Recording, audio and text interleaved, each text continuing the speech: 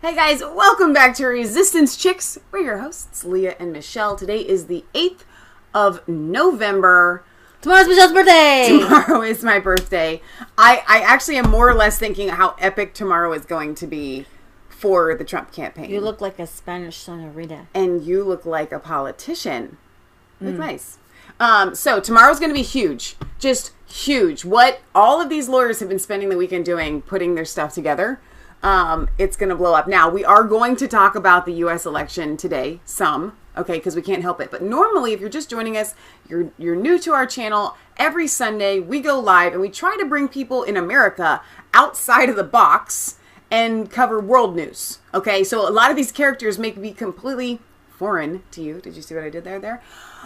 But try to keep up. You're going to fall in love with the people that we present from around the world, So, especially Nigel Farage. On Sundays, what our goal is to do is to see what is happening liberty-wise in the populist movement, in the patriotic movement around the world, or things that affect us all, and things that affect our like-minded brothers and sisters around the world. We are not a global community like the left likes to say, but we are connected, and what affects America affects everyone, and what affects the UK and you guys in Australia, it's all linked together. And if you're new to our show, you'll notice that we're sisters and we tend to interrupt each other, and it's okay.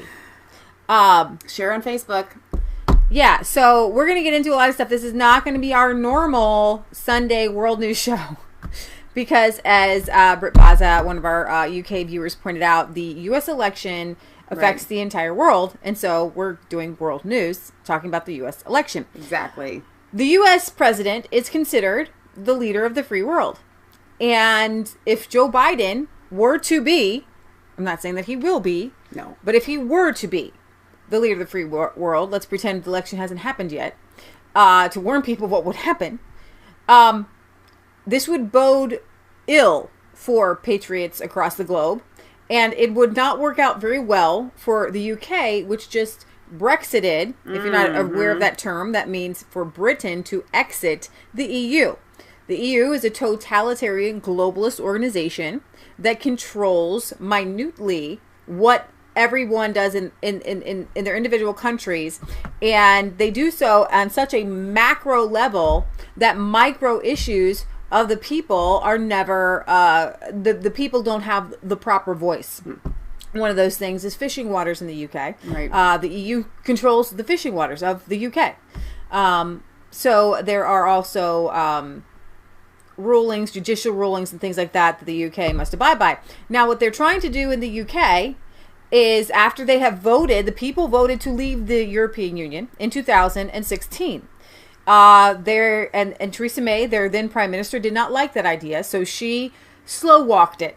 Okay, kind of like the counting of the votes. And even the people who did not vote for Brexit kept saying, "Just get it done with." She had these agreements, and the Parliament had to vote on them, and they didn't vote for them because they weren't Brexit. They were Brexit in name only. Okay, they weren't leaving the EU at all.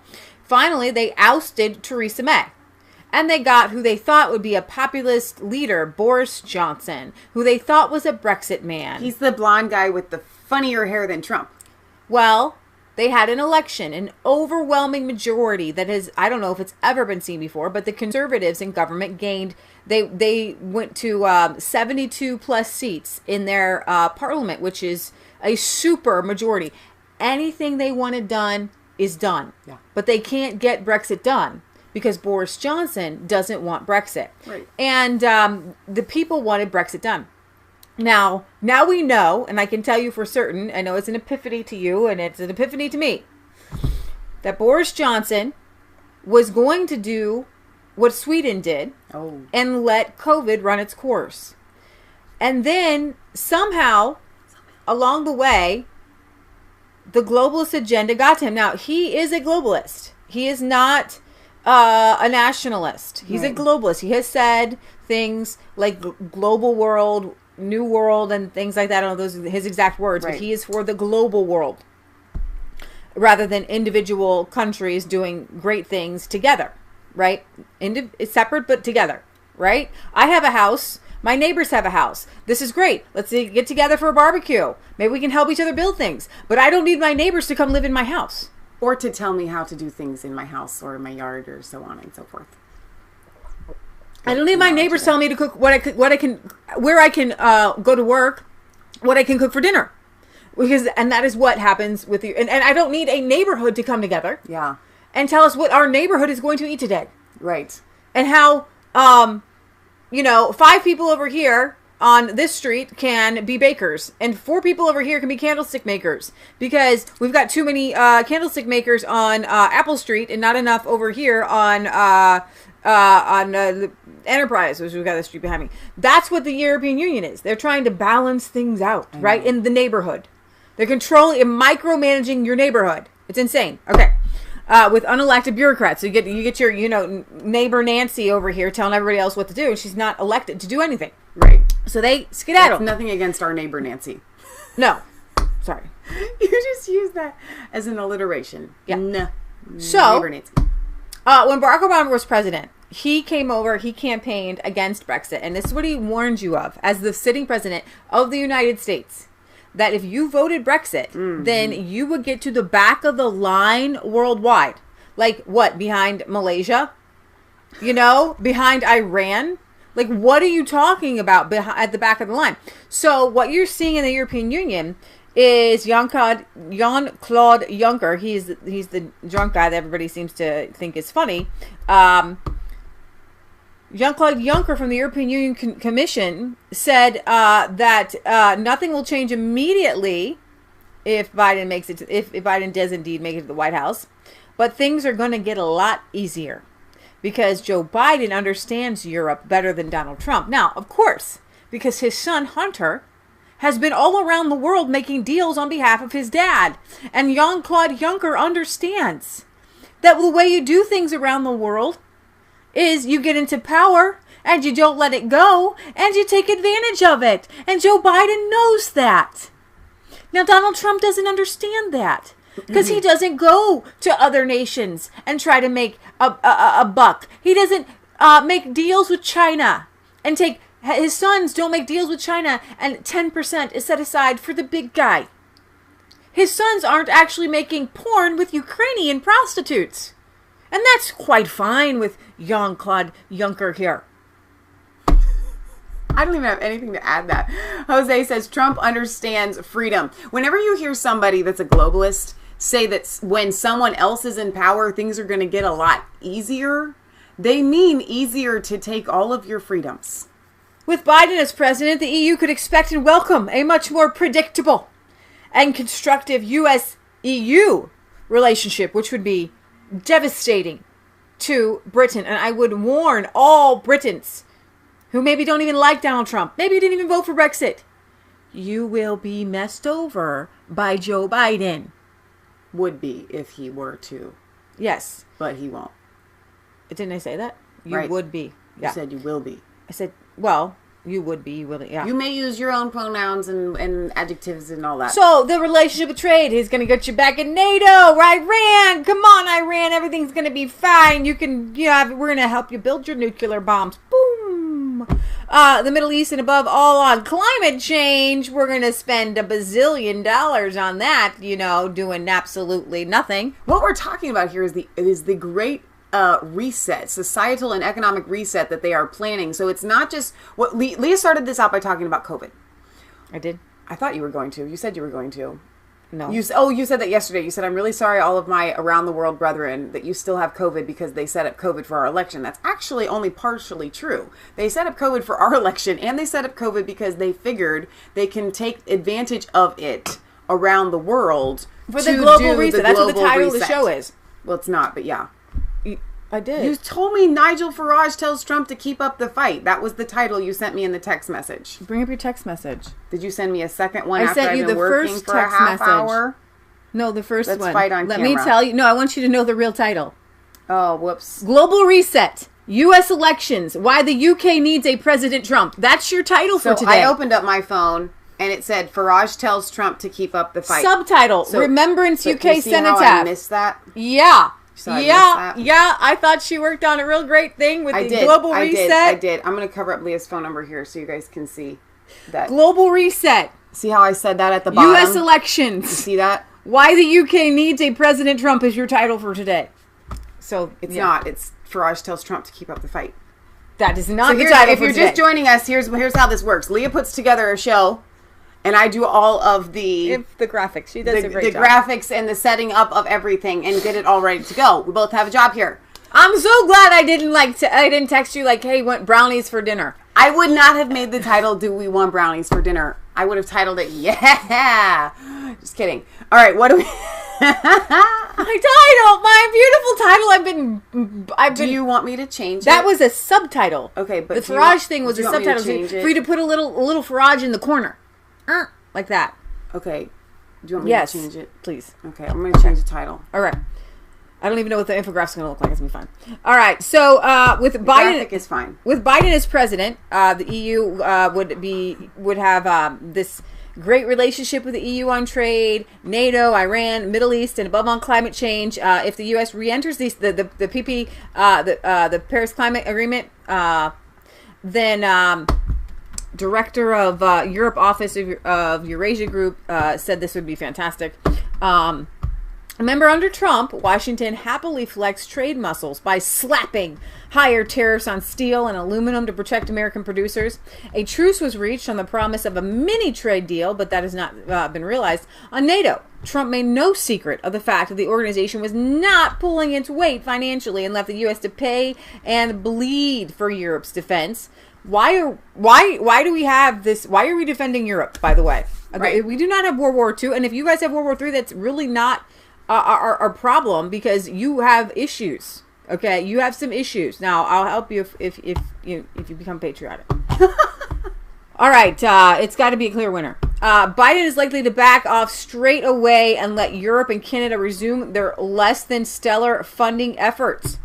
There would be other changes to foreign policy, even if Biden does eventually win out. On climate change, Biden has already stated that he wants to return the U.S. to the Paris Climate Accord as soon as possible.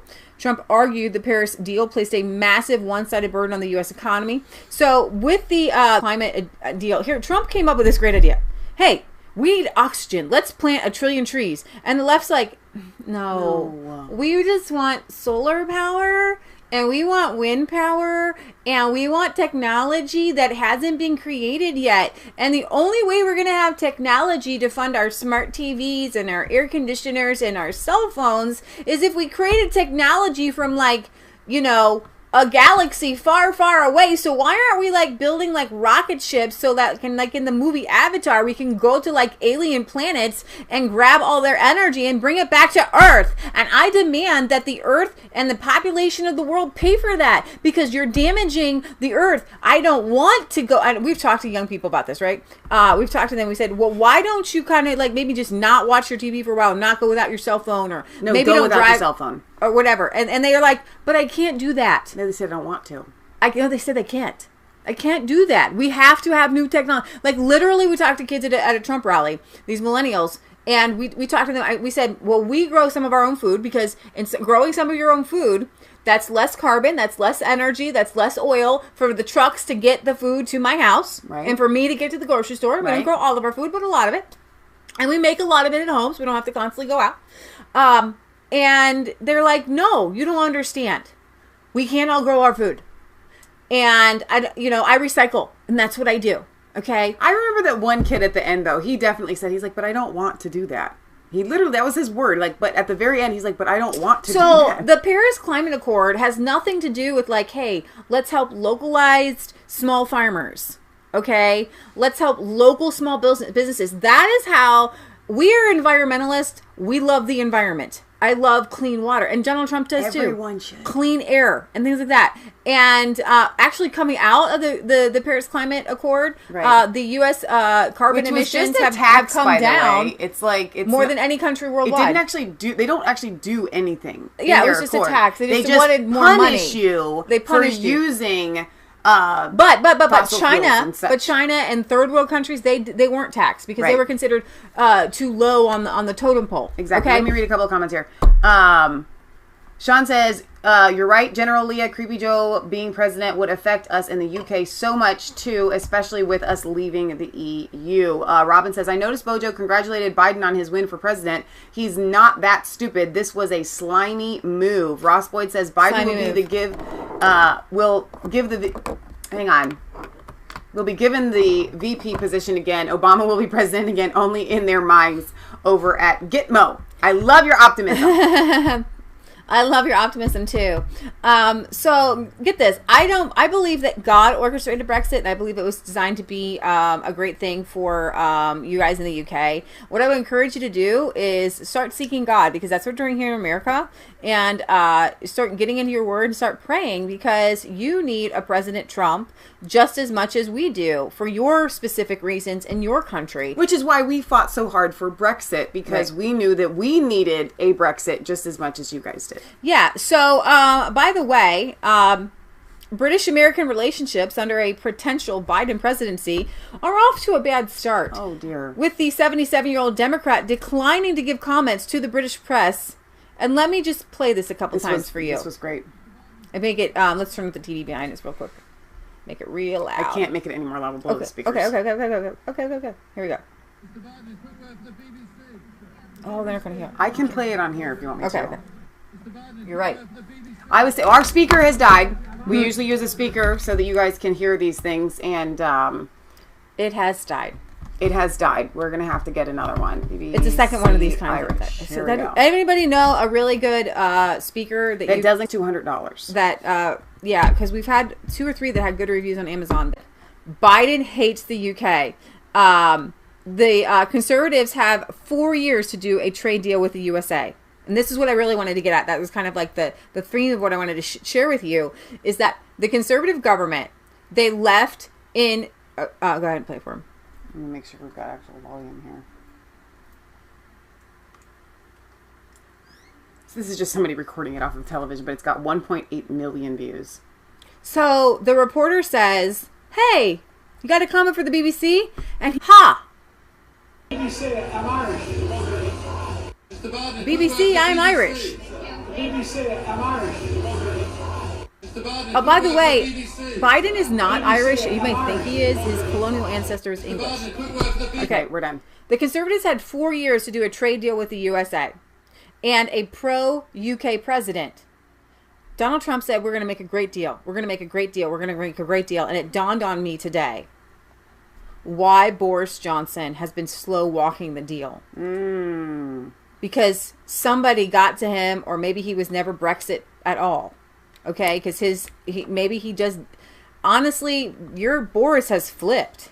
Okay? I know what happened. He went into the hospital for COVID, and they replaced him. I don't know. Yeah. The Conservatives 4 years to do a trade deal with the USA, pro-UK president, and they failed, referring to the much-hyped British-American trade deal endorsed by President Trump, which the British could have signed after reclaiming their right to strike international trade deals from the EU. You could have been at the front of the line. Can we just put something into perspective here, though? President Trump is President Trump for the next 2.5 months. And in our opinion here at Resistance Chicks, he will be for the next 4 years. We are laying out, and it's very important for us to tell you this, we are laying out the scenario that they would like to see happen, which is important to cover, but not the scenario that we believe here at Resistance Chicks and countless millions of other people are believing is going to happen. The scenario is this. Boris doesn't want to do Brexit. Right. And that's true, and I can't fix that. Exactly. Okay? He could have done a deal. Theresa May could have done the deal. I can't fix that. I can make sure that Donald Trump gets elected by praying, get on my knees, and getting information out there. But it's up to you guys, and it's up to Boris Johnson to make sure that when Donald Trump is in office that you do get a good deal. Right. Okay? Because so far, you haven't gotten a good deal because of your leaders. And so you should be upset at them, but you should go to God and take it to God. Farage saying, with the Biden presidency, there would be no chance. With Britain only just having left the EU at the beginning of 2020, years after the British people voted for Brexit and not do exit the ongoing transition period, which amounts to continued EU membership in all but name until the end of the year. Regarding himself as an Irishman, although his colonial ancestor William Biden appears to be an Englishman, Oh my gosh. Biden has been fairly clear that he takes the EU's side in its wranglings with the British, pressuring them to give into various EU demands for continued control over their territory. Biden has literally said, you need to allow the EU to rule your territorial waters. Okay? Fisheries and state aid and regulatory regime in the name of peace in Northern Ireland, and an integral part of the United Kingdom divided between the British Unionist majority and the Irish nationalist minority. Anthony Gardner, an advisor to the Biden campaign and former U.S. ambassador to the EU, has predicted that Biden would, if he were president, issue a declaration of support for the European Union early on in his administration. Sure. Yeah. Perhaps even his first day. And Britain's former DC ambassador, Kim Darroch, has also predicted that he may not give Boris Johnson a warm, welcoming embrace. So, as Boris Johnson is saying, hey, Joe, let's be friends. You guys, Biden got on that stage, and he's like, unity over blah, blah, blah, blah, blah. They hate you.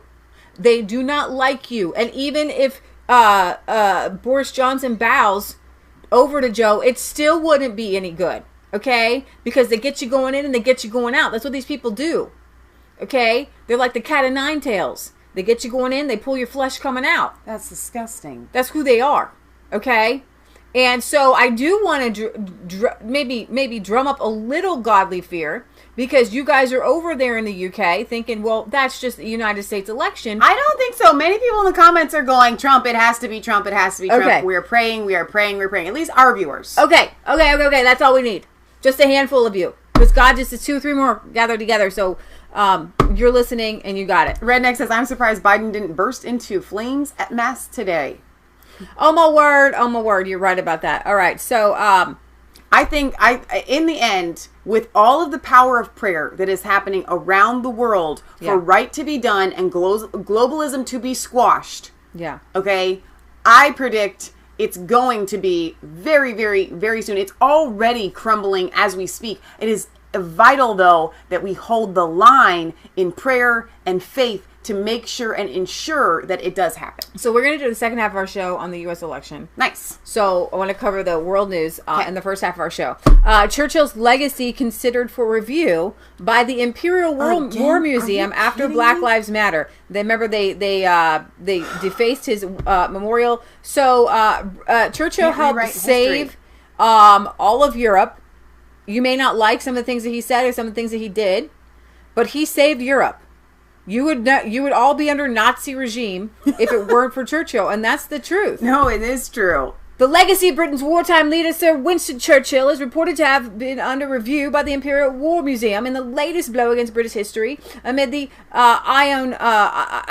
iconoclastic Black Lives Matter unrest. Churchill has long been a target for ire for the radical leftist movement, which has accused the man credited with defeating Nazi Germany of being a racist and a colonist. Internal emails seen by the Telegraph revealed that senior staff members of the Imperial Museum said, "We must continue to have conversations around sensitive and difficult issues, and we must have conversations in which we reflect upon and examine our own biases and preconceptions." Well, when you're not looking at Nazi concentration camps, it's a really comfortable place to sit back and examine your biases and your preconceptions. Another email, which was obtained, if Hitler had kept going, there would not be a Jew left on this planet. So can we just put that at the forefront of your recollections in front of the fireplace? No, because they, not you guys watching, but these people, they actually are anti-Semitic. Yeah. They were perfectly fine with what Hitler did. Absolutely fine with what Hitler did. They would have been fine if all of the Jews had been wiped out. These are those people. Some of them. I don't want to put everybody under the bus. I'm throwing them all under the bus. Well, we have to be careful. So, can we just be careful? I'm putting them all under the bus. Okay, there goes our show. Another email, which was obtained under a Freedom of Information request, said we should chat further about how we can look at Churchill's views, tackling sensitive topics too.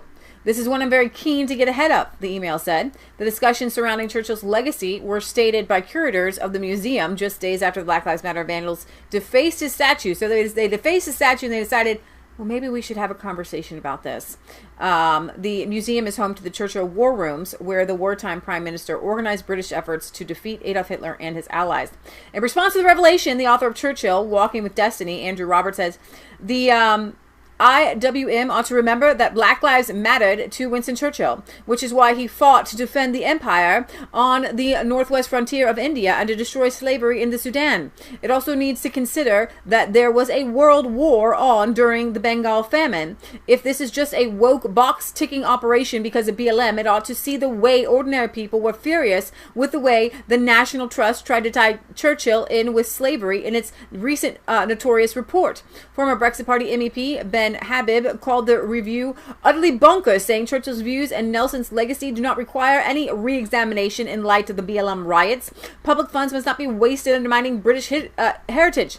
You find an awful lot of white people in these BLM initiatives that are being taken. Not really a lot of black people, okay? And so I can speak and I can say they are acting like children. They don't understand history because it's been rewritten and then chewed up, spit out, regurgitated back and fed to them like birds. Okay? They swallow it down. Then they get all righteously indignant. They throw a giant temper tantrum, okay? Destroying like their parents' house, essentially. And then instead of those that are sound-minded, that understand history and are in positions that have been elected into authority, instead of them saying, you know what, you just don't understand history, they look at the house that's been destroyed and ransacked by the Tasmanian devil children, and they go, well, maybe we should talk. If you really feel that way about it, you might have a point. Well, speaking of young people, in Belgium, teens have been arrested for allegedly plotting a terror attack on police. Belgian police have arrested 2 teenagers who are suspected of plotting to stab police officers and have sworn allegiance to the Islamic State. Young people these days. The 2 suspects, aged 16 and 17, were arrested in the province of Liège after raids were conducted in Eupen and La Calamine. According to the investigators, the 2 teens pledged allegiance to the Islamic State and recorded a video of themselves doing so. The Federal Prosecutor's Office released a statement on Thursday praising the work of the Federal Judicial Police in finding out the young people aren't doing exactly going to soda pop shops nowadays. We haven't had to cover like these Islamic terrorist type things in a while. Yeah, well, it's back and it's in action in force. Dutch teacher who posted jihadi mocking cartoon is forced into hiding by threats. A Dutch teacher in the city of Rotterdam was allegedly forced to go into hiding after receiving threats when he posted a picture of a cartoon mocking jihadists. The teacher is said to have received various threats after posting a cartoon of a decapitated man with a Charlie Hebdo t-shirt sticking its tongue out at a jihadist with a bloody sword. Oh. The cartoon was originally published in 2015, shortly after the attacks on the offices of the French satirical magazine that saw 12 people, mainly staff at the magazine, murdered by radical Islamic terrorists. And this teacher has now had to go into hiding. Wow. I remember another teacher was killed in France. So, short change of subject. Bubble says, after work last night, I had to call in today because I couldn't deal today with any more demonic liberals and undereducated Common Core top people running around the casino thinking they won. I'm assuming you work at a casino. Are you in Las Vegas then? That sounds like a difficult place to be. Here's the deal. Take a breath. They're wrong. The media was saying all of these false things for 4 years that they said were true. Just because they claim... Do I need to do this the other elections first? No, I'm just saying I want people to calm down. I feel like I need to do the election stuff because that's what's on everybody's mind. It is what's on everybody's mind. But listen, let's get outside of election for a second. There are many things that are happening around the world that are very, very, very important. Okay, here's the thing, guys. Stick with me, okay? Because we're going to get outside of our box into other people that have other things going on. Yes. And then I'm going to bring you some hope of what's going on. I have a lot of really great stuff for you. We might have to do 2 shows. We'll just do it in one. All right. In Austria, mosques have been dissolved, raided after a radical Islamic terrorist attack. Wow. Following the terrorist attack that we covered last week in Vienna, the Austrian government has raided and dissolved 2 radical mosques linked to radical Islam. Culture Minister Suzanne Raab and Interior Minister Karl Nehammer announced the closure of the mosques on Friday, one of which is said to have contributed to the radicalization of the Vienna gunmen who killed 4 people on Monday. Has this ever been done before in Austria? Do we know? I mean, it's a pretty huge move, I think, to dissolve a mosque. Wow. This is a good news segment. You should have started that out with, like, good news segment. Minister Rob defended the closure, saying it is not an attack against the members of a religious community, but it is a common fight against the abuse of a religion by radicals. According to a report by the newspaper Chrono Zeitung, the gunman was active in 2 mosques in the Austrian capital. The first, the Twu Hid Mosque, located in the district of Medling, was raided Friday morning by police and the Vienna Special Unit, WEGA, but so far no information has been released regarding any raids, any arrests that might have happened because of these raids. The mosque was under the jurisdiction of the Islamic Religious Community, the largest Islamic community organization in Austria. The group has been criticized, I believe, in the past for its connections to Turkey and the alleged connections to the Muslim Brotherhood. Wow. And of course, the Islamic community is condemning the raids, but hey, we got to make sure to keep people safe. So, the Queen has left isolation to lay flowers at the tomb of the unknown warrior. This is a Remembrance Day that is celebrated every year, and it commemorates the fallen. And this year was kind of sad because veterans come and people come, and it's a very large event, and nobody was allowed to show up except for just certain military personnel. But the Queen came out and she laid her wreath, and so I have some pictures behind me of her laying the wreath, and to honor the war dead. And of course, the left has already come out to say that it's a racist ceremony. Are you kidding? Oh, sure. Yeah, and so this is what the ceremony looks like. But what's very interesting to me is in this ceremony is that nobody's wearing masks outside here. And no, not even Boris Johnson, not even Sadiq Khan. They're not as huge on the mask things, I'm finding, in the UK as we are being forced to do here in the US. Which is interesting because you have more stringent lockdowns right now.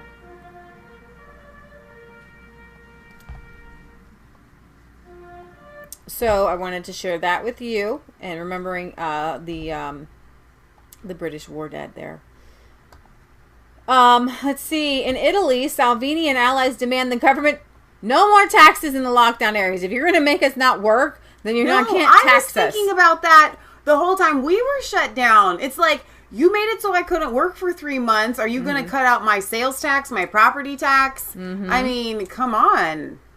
Yeah, as was done in February, it must be done again, and today it must be done immediately. They need to. Here's the thing. If we have to eat it, they have to eat it. Yeah. But good news, COVID's going to be over soon. Yeah, those who cannot work, the state must not ask for any €1 of taxes, and I would say absolutely.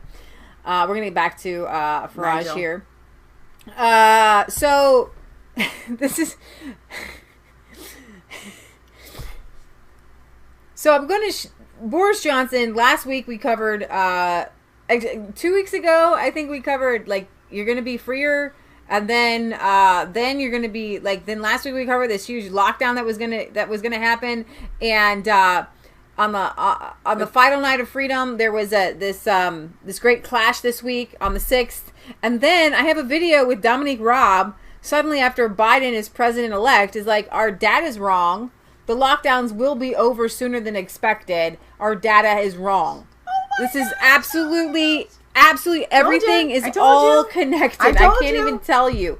Chaotic scenes, though, this week were witnessed across England on the eve of the second national lockdown as revelers clashed with police on the final night of freedom for at least the next 4 weeks in the country. On Wednesday, the House of Commons, and actually it's going to be back a little. It's going to be sooner than that because the numbers, because of Biden. But if Trump's president, it'll be, I'm sure. But here's the no. Can they resurrect it after they faked it to this point and then they shut it down? I don't think after that you can really drum it back up. You can't keep going back and forth. So the House of Commons passed Boris Johnson's lockdown proposal by a margin of 516 to 38. So who those 38 are, write down their names and thank them. They are you're true patriots. That's a fact. Which ordered the closure of all non-essential businesses, including pubs and restaurants, supposedly until December 2nd. Following the vote, Britons across the country poured into the streets to celebrate their last night of freedom. Things took a violent turn, however, in Murray's side, where police broke up celebrations on the eve of Bonfire Night, the Halloween night, for violations to the original coronavirus restrictions that were already in place. Police issued 3 COVID-19 $10,000 fines for 10,000 pound fines for alleged breaches of the lockdown after a bonfire party was held on public land.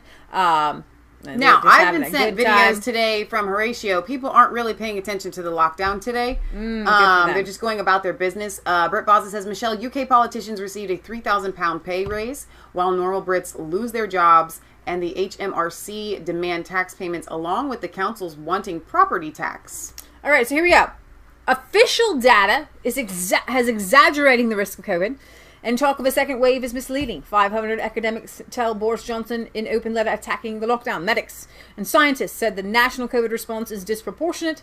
A letter organized by Us for Them criticized testing for producing false positives, and doctors said the government's response is causing more harm than good. Yeah. They said the tests are likely to be producing high numbers of false positive results, and the government must do more to put infection and death rates within the context of normal seasonal rates of, like, the flu. Thank you. Because people like around the world, oh, COVID's up. People are getting sick. It's flu season, y'all. Flu season. People get sick. And guess what? We showed Dr. Deborah Burke. She's like, now that the flu is gone, because it's down 98%. So you're telling me that COVID cured the flu? Because if COVID cured the flu, then we should be back to like regular, because now the COVID's just taking place of the flu. We're going to just start calling the regular flu COVID. Yeah. Yeah. So remember, the number of deaths per day in the UK at its height were 1,200. You're down here. It went down in the summer. It kind of ticking back up here. November 7th. But we don't know if those are COVID deaths. Remember, we don't even know those are COVID deaths because remember, it was like this thing. You got more money, even in the UK, I believe, if you label somebody as COVID. And we do know that even if like you had like COVID symptoms, they were labeling you as COVID. Yeah. So these weren't all people. They reduced our COVID death numbers by like over 100,000.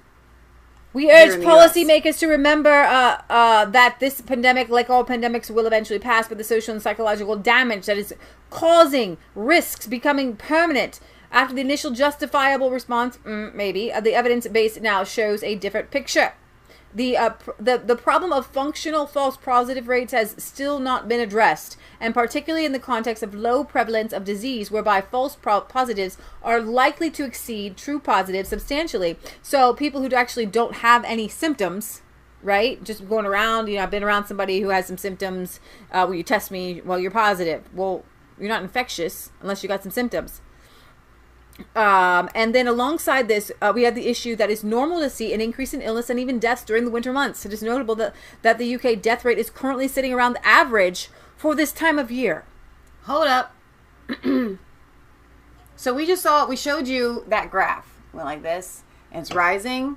Now, anybody that's just looking at that graph because they're applying that to COVID would go, but see, COVID deaths are up. So, but...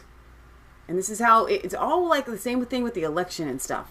Numbers must go like this, okay? So if our death rate is at this and COVID deaths are up, okay, then all deaths go up. But if all deaths are staying about the same, even though COVID deaths are rising, then the question must be asked, did we cure the flu? And if so, why are they pushing all these flu shots right now? Because the flu should be cured. So they say. This is satire. World War III is now a real risk due to economic damage caused by COVID. That's the UK's military chief, as he predicts armies of robots will fight future conflicts. General Sir Nick Carter made comments on Sky News' Sophie Ridge on Sunday. The UK economy projected to shrink by 2% between October and December. Sir Nick, you're supposed to go out and buy your Christmas presents, right? But you can't go out because it's non-essential. So you like have to buy everything on Amazon. So your little mom and pop shops that try to go into the red between October and December. You mean black, but yeah. Yeah, trying to go into the black. Sorry, I'm thinking election. We want everything in the red. Okay. Blood of Jesus. To try to go into the black, this is like their last couple months All these mom and pop shops, these small shops that are trying to make it, so right? True. And Amazon's going to win the day. Right. Right? Sir Nick is worried a regional global conflict will ramp up to a full-blown war. The economic fallout during the coronavirus pandemic has made the prospect of World War III a risk, the UK's most senior military commander has said. So, General Sir Nick Carter, the chief of the defense staff, said Britain and the rest of the world will need to learn from history and the international missteps that led to the previous world wars and the last century, given the uncertainties caused by COVID-19. Sir Nick made the comments when asked by Sky in the run-up to the Remembrance Day whether he feared the global economic crisis brought on by the coronavirus would lead to war. History tells us that economic crises lead to security crises. Here. How worried are you that the global economic crisis brought on by coronavirus could lead to new security threats, potentially even war? Yes, I mean, I think we're living at a moment in time where the world is a very uncertain and anxious place. And of course, the dynamic of global competition is a feature of our lives as well. And I think the real risk we have with quite a lot of the regional conflicts that are going on at the moment is you could see escalation lead to miscalculation. And that's the thing I think we have to guard against. Miscalculation, can you just spell that out in easy language? What does that mean? So what that means is that the protagonists, either because they don't realise the implications of their actions, lead to an escalation, which means that more people perhaps get involved, more weaponry gets involved, and before you can contain it, it leads to the sides ending up in a full-blown war. This feels weird. Like, why would that even be a thing? It almost feels like propaganda to prepare people for a war, that like they're planning some sort of war. Yeah. That it seems very strange. The economy doesn't, like, if economy goes bad, we don't just go to world war. Yeah. Like, that's never been a thing. All right, so Dominic Raab insists he admits mistakes are made over the data. The measures we've taken is very clear. We want to get through to the 2nd of December. At that point, we will transition to back to a localised approach. It's always been our preference, but we need to get the R rate and the prevalence of the virus down, and use the next few weeks to do that. Of course, no one is trying to underplay the seriousness of the situation, and in no way am I trying to say that the decision to lock down was right or wrong. There are others far more qualified than me to make those calls. But, the policy was justified by some scary data that's now been revised down, as you say. Theresa May said this week that for many people, it looks as if the figures are chosen to support the policy rather than the policy being based on figures. Does the public deserve some more transparency here? Well, the transparency is we're putting a lot of data out there, and when there's a mistake with it, we change it, and so we respond to this very scrutiny that transparency brings. I think that's the right thing. We're trying to be as transparent as possible. I think the scientists, particularly Chris Whitty and Patrick Vallance, have done a sterling job. It's very difficult. The science is never entirely clear. It's constantly contested, and with a new pandemic and a virus that behaves in unprecedented ways that we're learning about every day, it's right that the science is constantly evolving in terms of what we know. But as I said, the 2 weeks leading up to the Saturday in which the PM announced the latest set of national restrictions has shown very clearly a big rise in hospital admissions and a big rise in ventilator bed usage. And that's the point at which we know not only is there a clear threat. Are they still using ventilators over there? I can't believe you're still using ventilators. Let's be clear. That rise is going to happen every fall forever. Yeah. Not because of COVID, but because of fall and winter illnesses. Yeah. Yeah. It's unbelievable. These people, they deliver this stuff with a straight face, expecting people to just swallow it. And they do. I know them. Mm-hmm.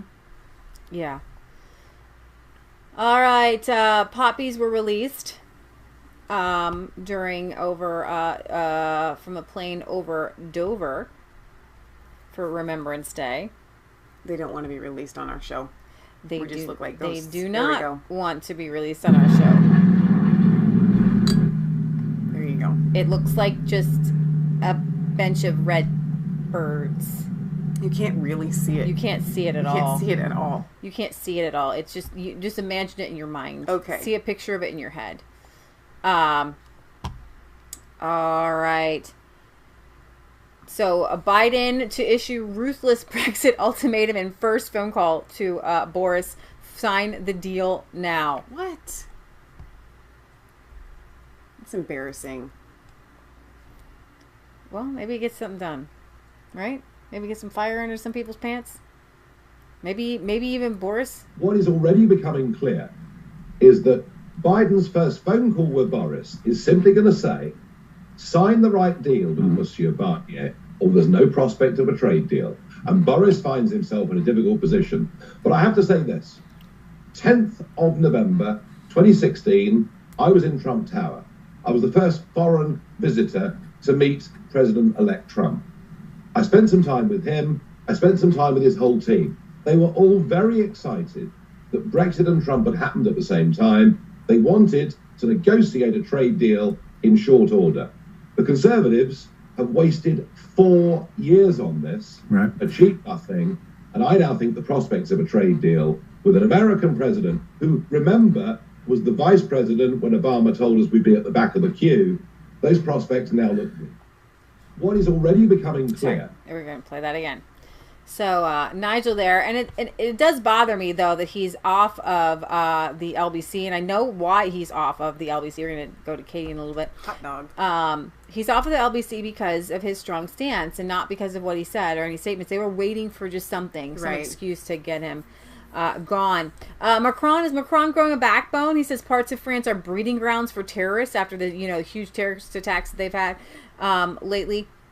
He says in certain districts and on the internet, groups linked to radical Islam are teaching hatred of the Republic to our children, calling on them to disregard its laws. This is what I called separatism in one of my speeches. If you do not believe me, read the social media postings of hatred shared in the name of a distorted Islam that resulted in Patty's death, the death of the teacher, who was beheaded by the 18-year-old that came over, and he was the teacher who shared an image of a Prophet Muhammad in class. Visit the districts where small girls aged 3 or 4 are wearing full veil, separated from boys, and from a very young age, separated from the rest of society, this is child raised abuse. in hatred. This is child abuse. Speak to government prefects who are confronted on the ground with hundreds of radicalized individuals who we fear may at any moment take a knife and kill people. You're going to live with people like that? The French president made the remarks after the Chechen refugee and Islamic extremist and Zorov murdered and beheaded the teacher, Samuel Paty. Subsequently, a Tanzanian migrant who had not been long in France killed 3 with a knife attack on the grounds of a church in Nice while shouting Allahu Akbar. Wow. So we'll see. Macron is swift to defend French secularism, but a lot of the steps that he has taken could overwhelm Christianity as well. Exactly. So don't get too excited there, because it could be a Trojan horse there. So a copycat. Wait, let me read this comment, because this was really good from Kelly. Well, first of all, Barry says, Michelle, Chris Twitty is not taken seriously here because he preached COVID-19 cleanliness routine, then caught it himself. Kelly says, Nigel believes President Trump is our second-term president. Mm-hmm. So I'm holding on to that. Streaky Bacon says, wow, Macron, now you see this? Exactly. Little late. Go All ahead. right, so a copycat in Vienna, a terrorist attack this week. It was found out he had fooled the prison de-radicalization program into thinking he was reformed. They're allowed to do that. It's called Takia. Takia, exactly. Islamist terrorist Julia had fooled Austrian officials running a de-radicalization program he was attending before his early prison release that he was reformed, similar to the London Bridge terrorist Usam Khan.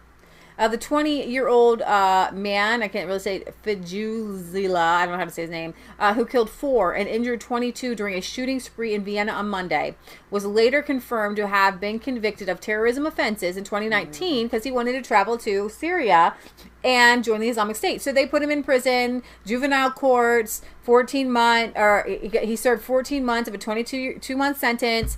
And he entered a little de-radicalization program, and I'm fine, we're fine. He showed himself to be reformed. Wow. Apparently, he had complied with all the conditions, namely those of the probation service and the de-radicalization program, which is obviously working really well.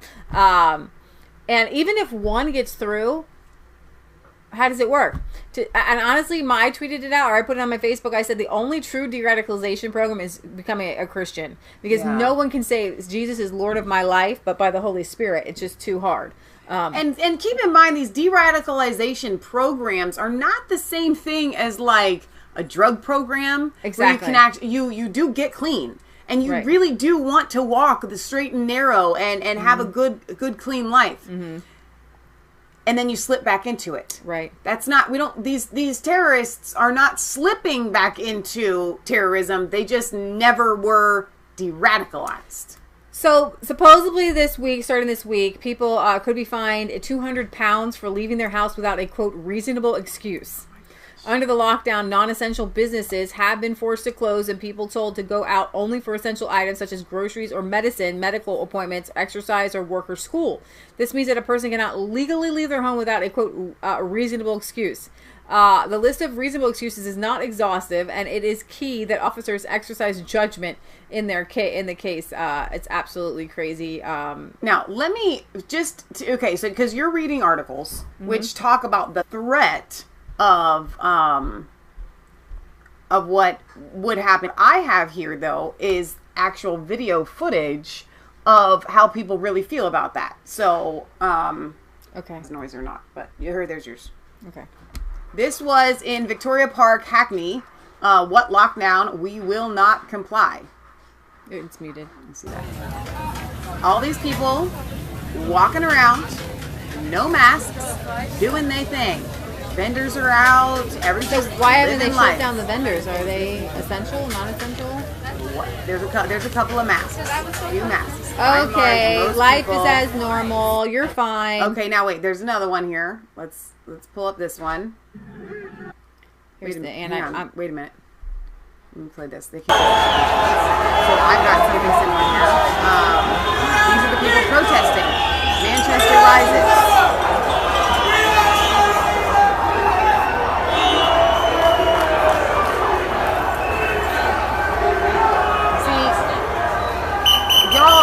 You guys need to understand something. There are the rules that they make, and then there are the people.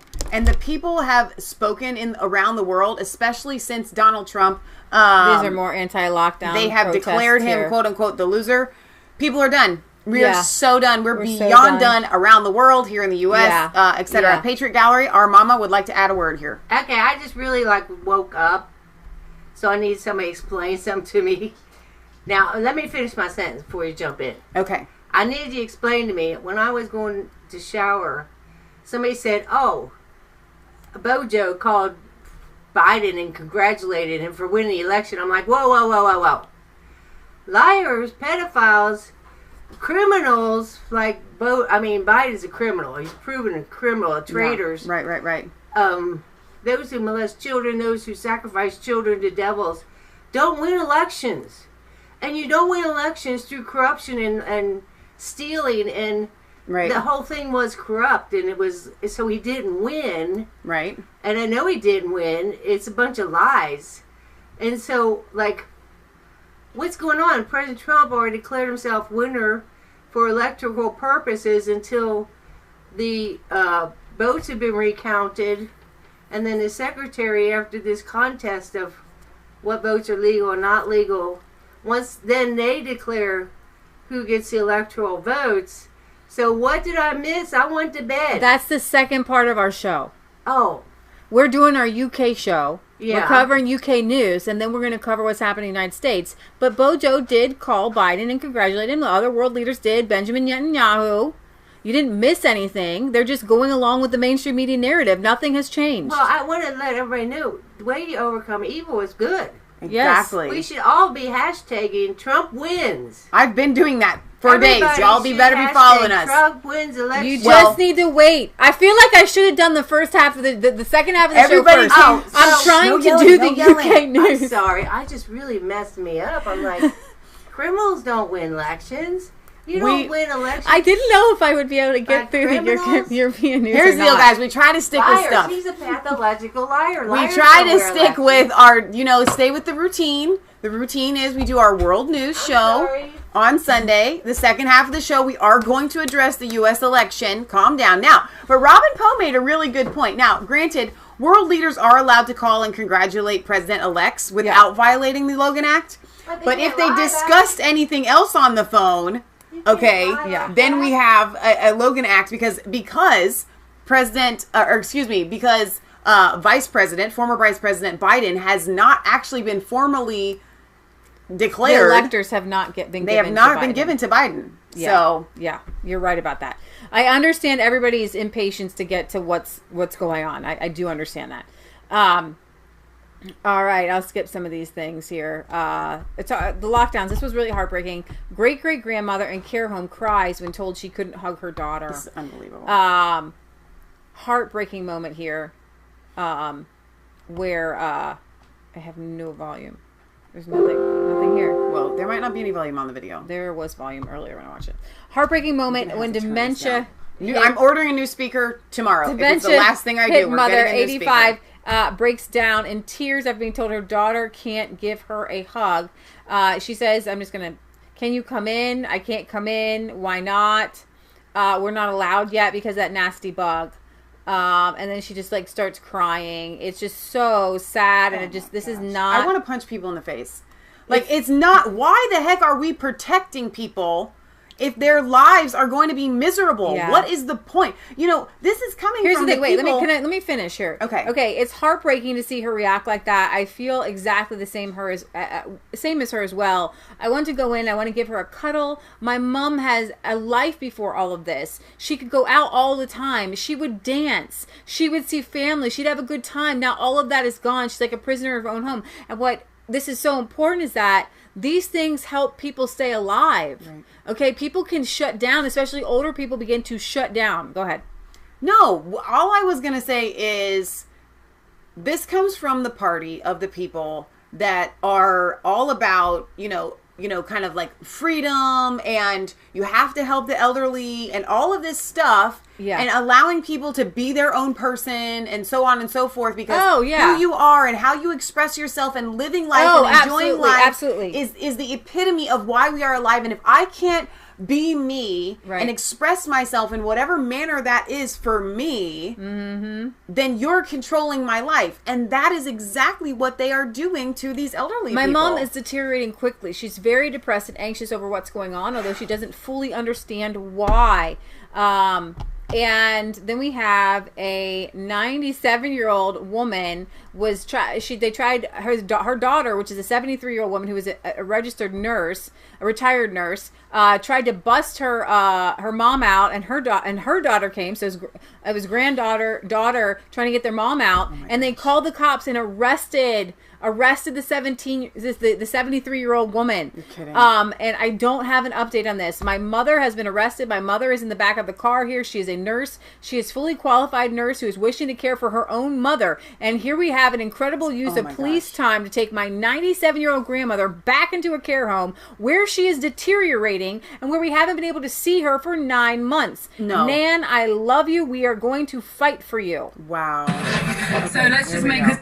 Well, My Nan, my 97-year-old Nan here, who we have taken from the care home because we haven't seen her for 9 months, is now being taken back by force to somehow the care home. The British care homes have arrested. legal authority over people in. Here.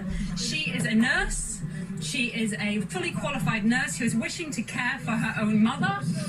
And here we have an incredible use of police time to take my 97-year-old grandmother back into a care home where she is deteriorating, where we haven't been able to see her for 9 months. Nan, I love you, and we are going to fight for you. I'm going to cry. Yeah, that makes me so because furious. Everyone needs to see how ridiculous the situation is. She should have the right to choose where she spends the last moments of her life, and what they're doing to old people and saying, no, you have to die alone. No, the only thing that these people want to grant the old people their own quote unquote dignity to do is to end their own lives. These are the Kevorkian people that push like, oh, if your life is miserable, you should be able to kill yourself. But if your life is miserable, you can't go and live with your daughter. And they're doing the lockdowns in the nursing homes in the name of saving old people's lives, but they're actually killing people. They're breaking their spirits. All right, now on our show, I told you we were going to bring you fun and hope and faith and all this, that, and the other, right? But sometimes we have to bring you what is happening. So spiritually, we have the fight to stop it, and it is going to stop. I want you guys to be encouraged. It is going to end. This draconian type stuff cannot continue. People are rising up all over the world. So be encouraged. But we still have to highlight these issues that are happening. It's really important. Yeah. Someone has to tell their stories. So this lady again? No, we're done. Oh, okay. All right. So Nigel Farage. Here we go. Everybody's waiting for this. First half of my show. We're here. We're ready. We did our hour. Now we can go. All right. Storm Bear says, when you place a parent in a care home in the UK, do not sign over power of attorney to the care home. Absolutely. Don't do it. All right. Nigel Farage was here, and he was here for the great election of Donald Trump. We're done in a landslide victory all over the country, where he racked up totals never before seen by a sitting president. He won close to 70 million or 71 million votes. I don't know which one it is at this time. Okay. He got 4 million more votes than in 2016. He was up in every category. He is up in every category, including black people, Hispanic people, and women. And LGBTQ. And LGBTQ people. And somehow, in just the key swing states, Biden is up in record numbers, beating out both Hillary and Barack Obama in just those key swing areas. A man that didn't campaign anywhere and couldn't fill 6 circles. Now, Nigel Farage can see what's going on here. Absolutely. He says, the leader of the Brexit movement, Nigel Farage, said that President Donald Trump should keep up the fight. Keep up the fight. And to challenge any mail-in ballot impropriety, saying the postal voting system is fraught with fraud in the United Kingdom as well. Mr. Farage said that he knows the president well enough to understand that losing is not in his vocabulary, and claimed that if allegations of fraud and irregularities are not investigated, then Trump supporters will not accept the election as legitimate. Now, what I do believe that they've done, not only in the voting systems, but they have amplified voting, we call them irregularities. Those dead people voting. They've amplified it on an epic scale. Some people said dead people have always voted. Well, guess what? Not in this election. Okay? It is too important. I don't care if some Civil War hero wants to vote. But they're voting in unprecedented numbers. The word got out amongst the dead that Biden needed to win, and so they came out in droves. In states like Wisconsin, there are counties with suspiciously high turnouts of over 90%. Questions have further been raised as a result of large ballot paper dumps taking place after the polls closed in several states. This is good. Harold says, Biden was so charismatic, even the dead voted for him. The veteran political campaigner compared the newly introduced mail-in voting system and new voting rules 30 days before one of the most epic, important elections in history. They changed the rules to benefit Joe Biden. Okay? I would have changed the rules. Everybody votes in person. And we have a paper ballot. And we got 2 people who look at the paper ballot, a Republican and a Democrat. Then I will believe you. Right. And they tally them up. Yep. Okay? And then those people check and make sure that when those tallies go to the next person, that tally is, and then the next person. What is so hilarious, though, is that because of the new rules, it should have gone faster. You don't have to match the signatures, just throw them together. You know, Pennsylvania should have been done. Bada bing, bada boom, we're done. Yeah. Why has it taken all this time? Right. In states like Wisconsin, where counties are suspiciously high and things like that, the veteran political campaigner compared the newly introduced mail-in voting system in the U.S. to the postal voting on-demand system that implemented by former British Prime Minister Tony Blair around 20 years ago. As with so many things involving Blair, it has been disastrous. In the early years, no proof of identity was even required to vote in this way. This ridiculous system has contaminated British politics. The leader of the new anti-lockdown reform party, formerly the Brexit Party, pointed to the Peterborough by-election of 2019, in which a convicted electoral fraudster was seen at the poll stations wearing a Labour Party rosette. When members of the Brexit Party knocked on doors in the center of Peterborough, initially people were happy to talk to us about their blank ballot papers having been collected. When they returned, no doors were open to us. Okay, remember that? And we covered that. I know. Super fraud is what we call that. Super fraud. In 2016, government report into the practice found it is open to fraud, undue influence, theft, and tampering. To this, I would add that the left is much better than the right when it comes to cheating. Obviously. And that doesn't mean the right should start cheating. It means that we should put our line in the sand and say, we're going to demand that this is done right. Okay, longtime ally of the president took aim at the mainstream media for having incorrectly wrote off Trump's chances of winning and calling the president a bad loser. They are wrong to do this. Wait. Yes. You're dead. Biden being dead might be your answer might be in my comment. I made a comment on Biden is dead. The dead voted for Biden because Biden is dead. Live people voted for Trump because Trump is alive. You have to be alive to be president. That's really good. Wow. These are the same people, by the way, who refused to accept Trump's legitimacy. The whole mainstream media around the world said Russia collusion. That didn't happen. It didn't happen at all. In 2016, and we heard about it like beating a dead dog for 4 years. Yeah, the election hasn't even been finished yet. No state has declared Biden the winner, and people are already going, "Oh, nothing to see here." No, you can't. There is no such thing as election fraud. Forget what we said for 4 years. Yeah, exactly. There's no election meddling, fraud, nothing. He says there are lots of evidence of illegal conduct and voter fraud, and of course, the media, again, as they covered for Joe for all these years, are saying they're getting real angry at people who are trying to bring in evidence. They're like, "No, that's not evidence." You now have a name. You are called an election denier of illegal conduct and voter fraud, saying the teams have already been deployed. Now, the best thing we have in our corner with them, we say, "Get thee behind me, Satan." Well, Al Gore. Oh yeah, listen to this. He was president-elect for 37 days until it went to the Supreme Court. Now, maybe some of you were too young to remember that. Maybe some of you just didn't pay attention. Maybe some of you just don't care. But guess what? Al Gore was going to be our president and it was for 37 days. And then all of a sudden with those little dangling chads. Yeah. And what did Bush do? What did Bush do? The Bush team sued to get equal access to Broward and Dade County to watch the counting of the ballot, the recount of the ballot. And you know who's got an incredible state that can just get things done now? Florida. Exactly. They get their votes done. Well, and Jeb Bush did that because for his brother, right? Right. For his brother. Right. You know, what we needed somebody's brother to be on the line, I guess. All right. I have no idea whether any of the legal challenges underway will succeed, but there's lots of evidence and of illegal conduct and voter fraud, saying that the teams have already been deployed to the battleground states to launch legal challenges. Tomorrow is going to be huge. That's why it's my birthday, because all of these legal things and all these legal documents are going to forever and for all of history have my birthday on them. Produce overwhelming evidence of abuse. His 69 million fanatical followers will believe that Biden stole the election. Mr. Farage concluded that should the tides turn against Trump, then he will only consider it a temporary setback. He will also consider himself to be the victim of the establishment and will launch a campaign for 2024 in the next few weeks. And he will keep campaigning. I told Leah yesterday, I'm going to be honest.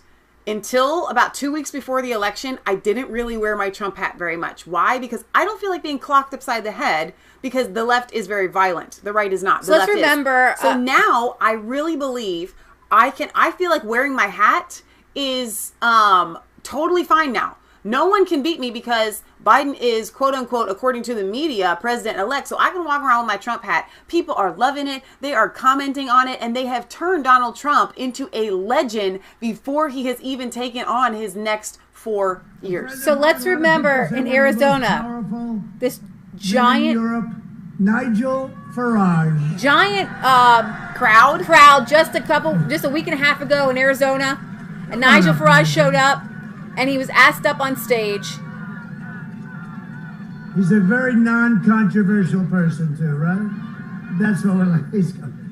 Come on, Nigel. He's very shy. I love as Sharon says, your lovely POTUS playing golf so calm because cheaters never win. I'm non-controversial and shy compared to you. I got to say, 4 years ago, I was honoured to come to America to bring the Brexit message, the message that you can beat the establishment. And that is what Donald Trump did. He beat the pollsters, he beat the media, he beat all the predictions. And he did it again this year. They've never forgiven him for it. So They've never, ever forgiven him. They have spent 4 years trying to delegitimize him. 4 years of the Russia hoax. 4 years Hoax. of a false impeachment. It's going to be called the election Most hoax. human beings. We had Russian Under that hoax, barrage election would hoax. have I'm given going to up. start hashtagging that. Election hoax. This is the single most resilient and bravest person I have ever met in my life. So good. Love them both. Thank you. Thank you very much. And when you vote next week, you are not just voting for who the President of the United States of America is, vital though that question may be. You are voting for the leader of the free world.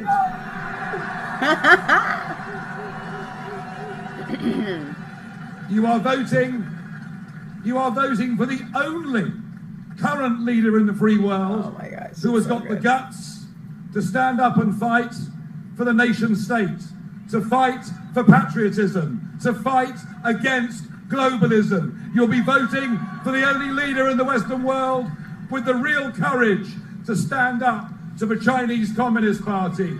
You'll be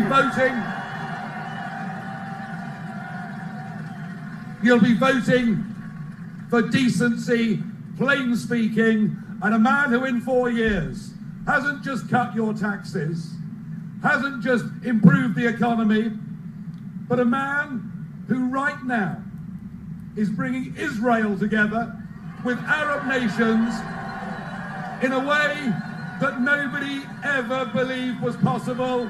And that's what he's done. And I wish you Godspeed. I really do. Oh, I love it. I love them both together. They are both world changers. Both world changers. Thank you, Nigel. That's something. Wow, I'm glad I called him up. I'm glad I could.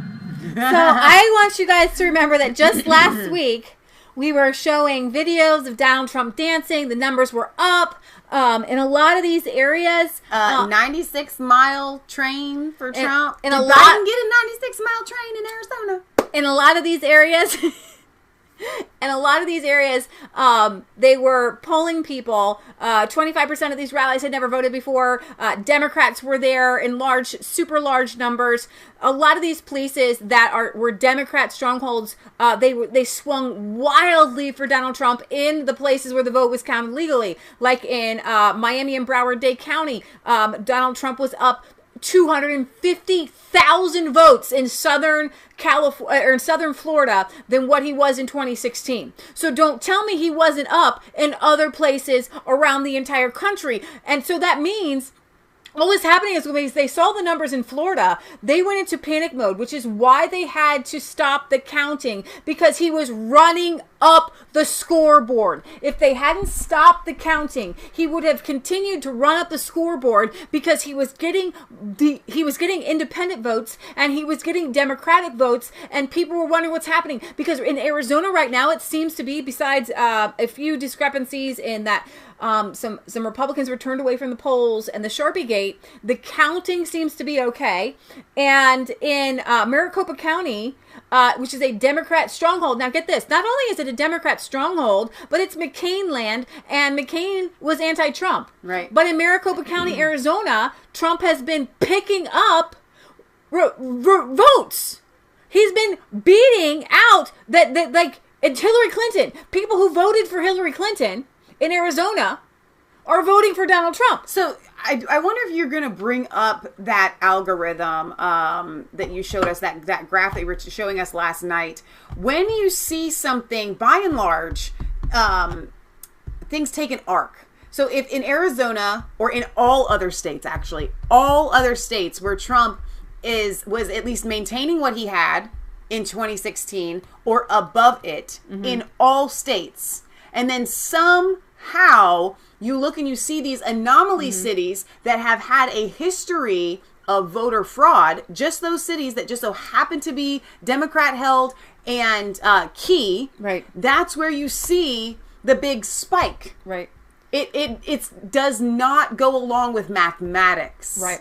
All right, so let me go over a few of these things kind of in order. What I've kind of done is I've just bring up my Twitter feed for you guys. If you're not on Parler, get on Parler. If you're not on Twitter, now is the time. Today is the day. We just spoke to our friend Ashley in Manhattan. She said, it seems dark and it seems gloomy when I go outside, but when I get in Twitter, I see so much hope, because that's where you're going to get these breaking news stories. And you can turn on Newsmax, and you can turn on One American News Network, and America's Voice, I think is another one, the last one is called. So follow Emerald Robinson on Newsmax on Twitter, and she works for Newsmax.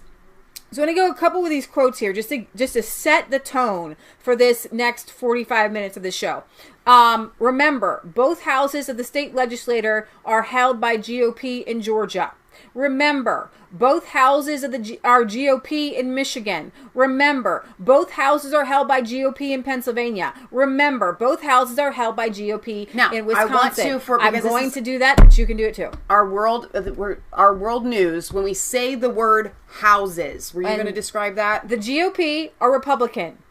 All of our states are just like our country. Yeah. Okay, the federal. So, and the federal, you should know that we have a House of Representatives and we have a Senate. They're both called houses. Okay. Okay, so I wanted Leah to clarify when she says both houses, what it should read is the House and the Senate, the state House and the state Senate are both held by Republicans. This election hinges on the state legislators. And I'm going to tell you something. This is where the rubber meets the road, because this proves beyond a shadow of a doubt that our country is made up of small countries. Yeah. We are the United States. Okay. They were kind of like the European Union. Okay. We have our states are supposed to be individual small countries. Okay.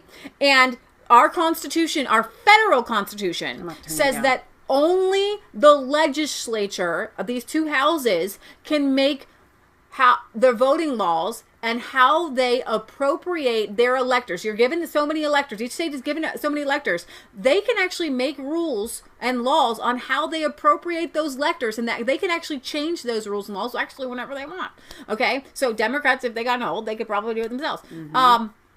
But it doesn't have to be by popular vote. We have some states that are not. They're divided by little districts, okay? Like Maine. It's just like tiny little states. Got 4 different, you got 2 different 1 votes and 2 votes, whatever.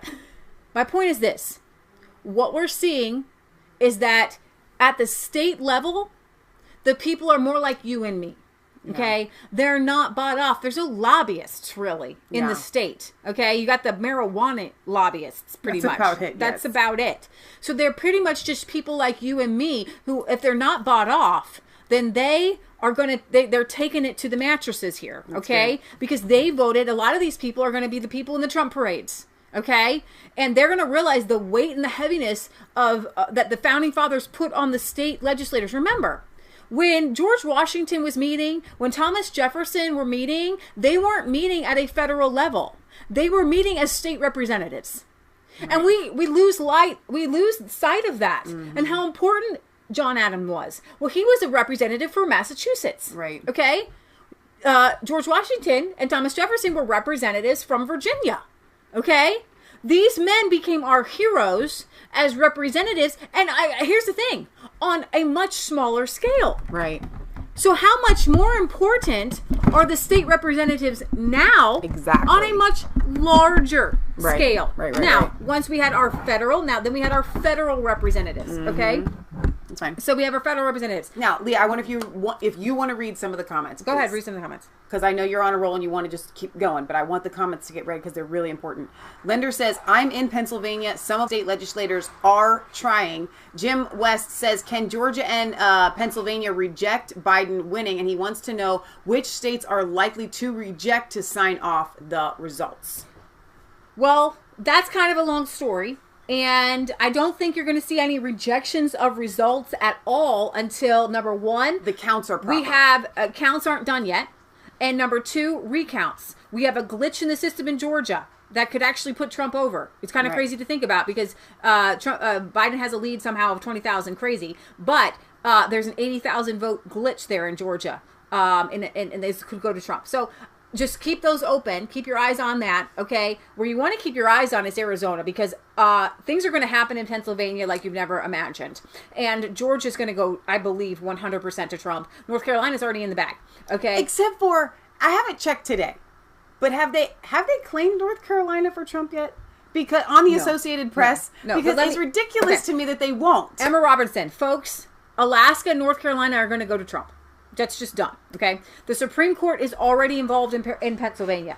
So what we need to do is we're chipping away at what we're calling the fake lead. The facade. The facade of the lead. So in Pennsylvania, they're going to be, there's the chipping away of the votes, and then there's the massive landslide. And this is where you can put your prayers. Because as Sidney Powell lays out and as Rudy Giuliani lays out, there are close to 600,000 votes that could be potentially even just thrown out. Now, Glenn Beck was like, I don't want that to happen. But here's the thing. You might not have a choice. You might not have a choice either. Unless they did a revote.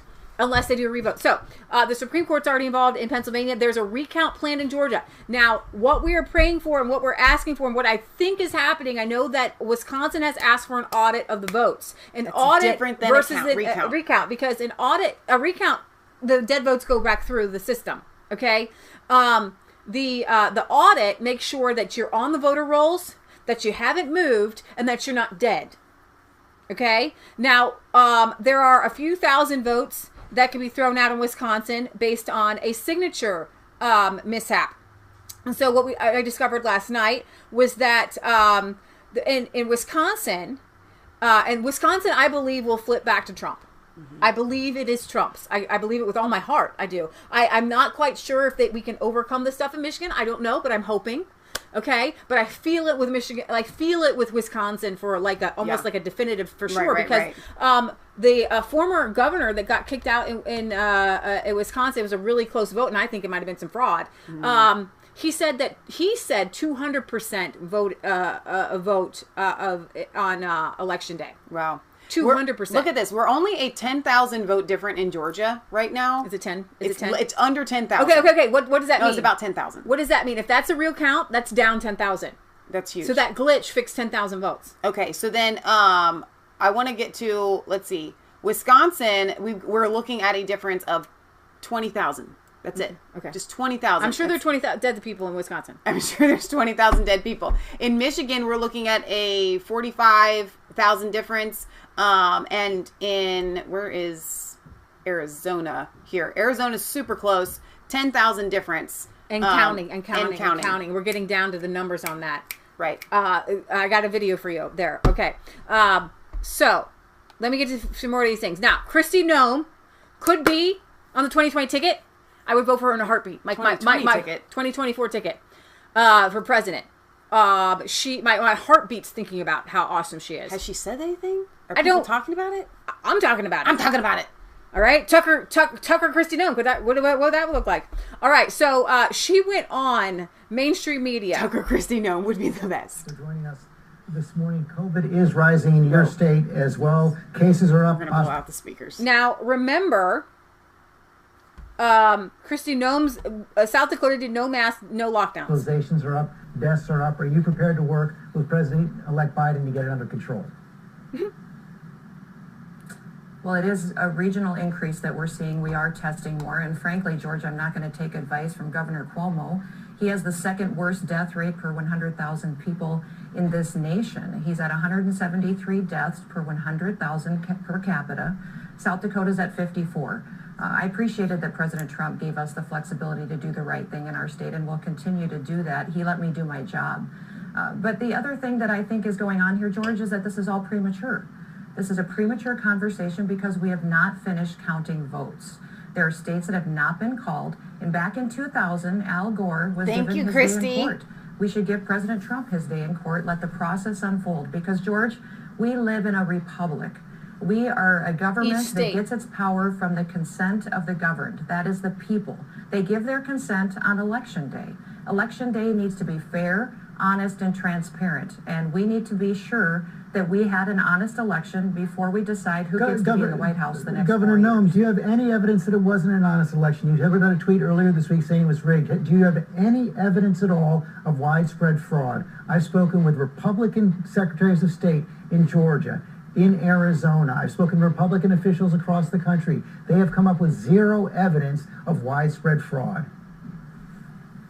And that is not true. That is absolutely not true. People have signed legal documents, affidavits stating that they saw illegal activities. And that is why we need to have this conversation in court. The New York Times itself said that there were clerical errors. If you look at what happened in Michigan, fraud, Governor, that's that very we had different. computer. That is their new line. Widespread fraud. Widespread fraud. It doesn't have to be widespread for it to be fraud. In different in specific areas that called the election. Right. Glitches that changed Republican votes to Democrat votes. You look in Pennsylvania, dead people voted in Pennsylvania. So, George, I don't know how widespread it is. I don't know if it'll change the outcome of the election. But why is everybody so scared just to have a fair election and find out? We gave Al Gore 37 days to run the process before we decided who was going to be president. Why would we not afford the 70.6 million Americans that voted for President Trump the same consideration? Thank you, Christine Noem. Do you not love that woman? I would vote for her today. All right. So SGT on Friday. Donald Trump, here is my gift to you. This is not an opinion. It's based on election results. Florida is the state that describes the nation's preference, because it is in Florida where we not only see you won, but we can also see the cheat employed to defeat you. All right. In 2016, you won by 112,000 votes, a margin greater than any candidate in 2 decades in Florida or more. In 2020, you won Florida by 377,000 for a gain of 264,000 votes. The irony here is the 3 biggest Democrat counties where you gained your victory. In 2016, Dade, Palm, Broward, 867,000 votes. You're going to come in and stop my thread. Go ahead. Okay. In 2020, those same districts gave you 1,199,000. That's a gain of 331,000 votes. Now, look at the red areas. First, you only gained 45,000 more votes in all the red areas versus 2016, and Biden gained more than you in the red areas in simple terms of voting systems. In simple terms, voting systems were programmed to take a random percentage of Trump votes and add that count to Biden's total. A clever trick, because the majority of the cheat in every state would be happening in the red districts that outnumber the blue districts. The states that stopped the count had this in common: timing of the vote count stoppage. This occurred when the DS realized, the deep state, that there were solid blue areas that were turning out for Donald Trump in numbers no one had foreseen. And stealing of votes based on a random percentage was not going to put Joe over the top. So here's the issue the deep state faced. How do we increase the random percentage of Trump votes we are counting as Biden votes? During the actual counting of the ballots, and once they found themselves in this dark place, a place that would need programmers and rebooting of voting systems, they realized it was too late to make changes to the software they had already written.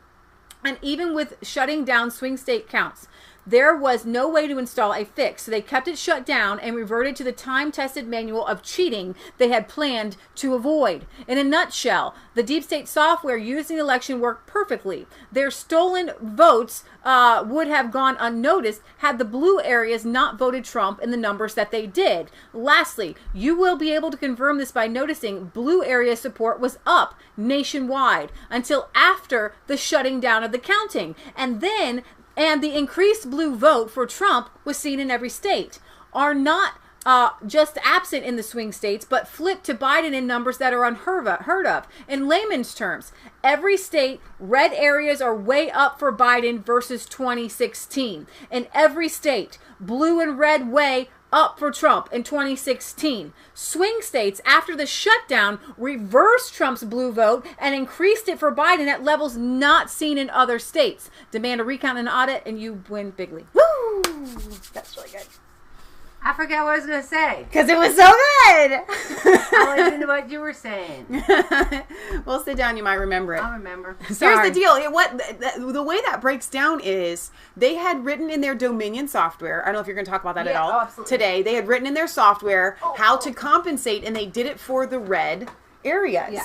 They thought that for sure the blue areas would go ahead and go for Biden. And when they realized in the blue areas that it wasn't working, that people were coming out in unprecedented numbers for Trump, they had to go back to the time-honored tradition of actual false ballots and filling in bubbles. And that's why they had to stop counting for the first time ever. To get more ballots. They didn't have the ballots. I believe they didn't have the ballots. They had to get them printed. I believe and they stopped. in. I believe they didn't have any more paper ballots.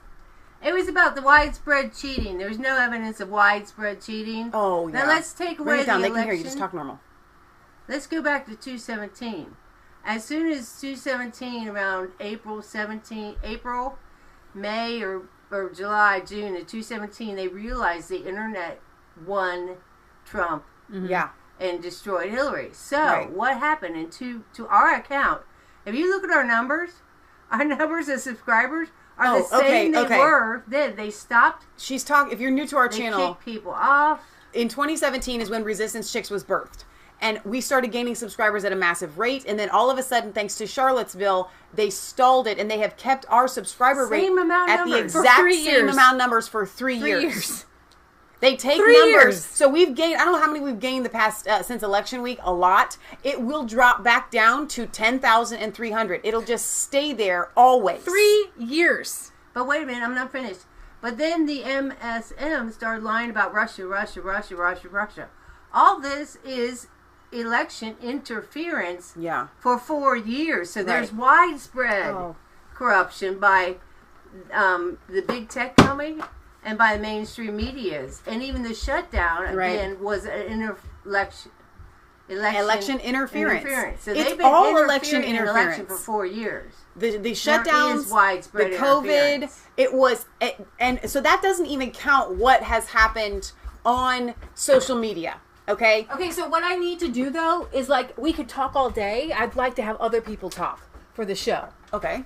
Because I have so many other things from other people. Mom just came down here, man. Right. Because I only have 30 more minutes. Okay. Before I can... So we can do these live shows where we just, like, talk to you. And we will. We will continue to do that. Right. But I want you to hear from other people because we got the whole system set up right now. Yeah. Okay. So, Matt Schlapp. He said, Aberon says, send me what you're seeing on Twitter. And Matt Schlapp says, I will. I'll put everything on Twitter. So far, all categories are mounting up. Dead people voting, non-Nevadans voting, Republicans kept from voting, kids voting. There was actually another one there from Matt Schlapp. He's got a You nice... don't have to read it fast. We can go a little late if we have to. Okay, just slow it down so they can actually hear Franklin what you're saying. Graham. Wait on the Lord and be of good courage, and he will strengthen your heart. Wait, I say, on the Lord. Christians everywhere are praying in record numbers. Everything's and not up. Rioting and looting. Oh. All right. We're hearing lots of allegations of a dead person voted. We heard a report from one county in Michigan where the election software mistakenly counted 6,000 votes that were cast for Donald Trump. It switched them to Joe Biden. Now, they apparently caught that. But that same software is used in 47 counties throughout Michigan. That needs to be examined to determine that there's not a problem counting the votes. And the legal process is how you resolve those questions. You know, one of the frustrating things, just as an American watching this, is you hear all these allegations of what's going on, and it's hard to know what the facts are. It's hard to know what the truth is. Well, we have a process for ascertaining the truth, which is that you could go and present evidence and test it in a court of law, and then those appeals will go up both through the state appellate system and the federal appellate system, and this case could very easily end up at the U.S. Supreme Court. You know, you mentioned Bush versus Gore, which I was part of representing then Governor George W. Bush. In the course of 36 days, we had multiple cases throughout the state of Florida. It went twice to the Florida Supreme Court. It went twice to the U.S. Supreme Court. It took 36 days to resolve, and we got an answer. I would expect a similar process to play out here, despite the media trying to tell everyone, give up, go home, we know who we want to win. That's not how it works. We need to follow the law, and that means...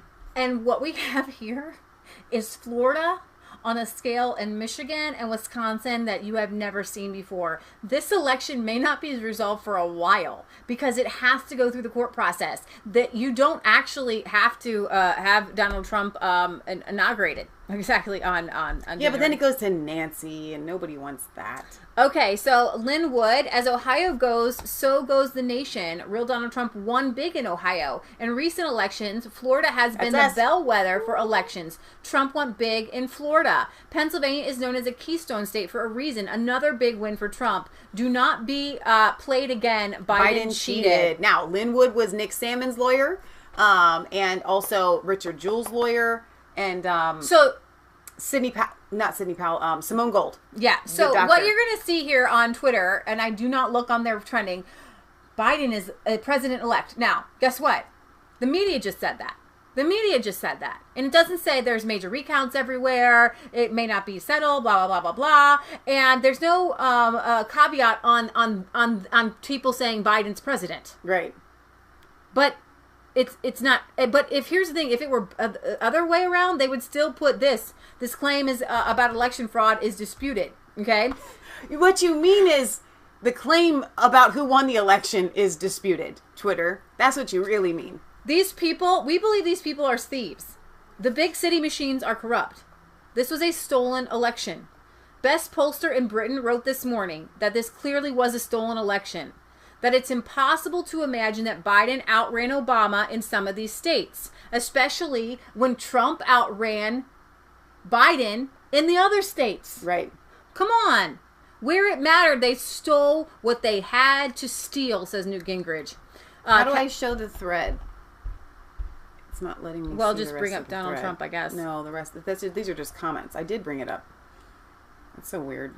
9 minutes ago from Donald Trump, investigators dispatched after Fulton County discovers issue with ballot reporting from Breitbart. We talked about that in Georgia. Since when does the lamestream media call who our next president will be? We have learned a lot in the last 2 weeks. I have a clip for you from Rudy Giuliani who says, we've been investigating for 3 days, and we already have multiple suits lined up for tomorrow. Right. Give us some time. It takes time to get witnesses. He says he's got 60 witnesses in Pennsylvania for the Pennsylvania suits. That's Giuliani's on the Pennsylvania suits. Right. We believe these people are thieves. Let's see. We should look at all the votes. We're just beginning the tabulation stage. We should look at these allegations. We're seeing a number of affidavits that there is voter fraud. We have a history in this country of election problems in Pennsylvania. You have had an order by a, I guess it's the Supreme Court, that justice to compel them to separate ballots that were received after the legislative deadline. It required the intervention of Justice Alito. That's a large group of ballots when you talk about systemic problems. It's about how these ballots were authenticated. Because if there's a problem in the system about authentication, that would seriously affect the entire election. If we don't have rules to authenticate ballots, why do we even have, why does it even matter? Why do you have to even sign it? Right. What does it matter? Okay, why can't I just go grab a bunch of people's votes and stuff and just throw them in the kind of mail? reminds me of when you go to buy a ticket for a raffle or something like that.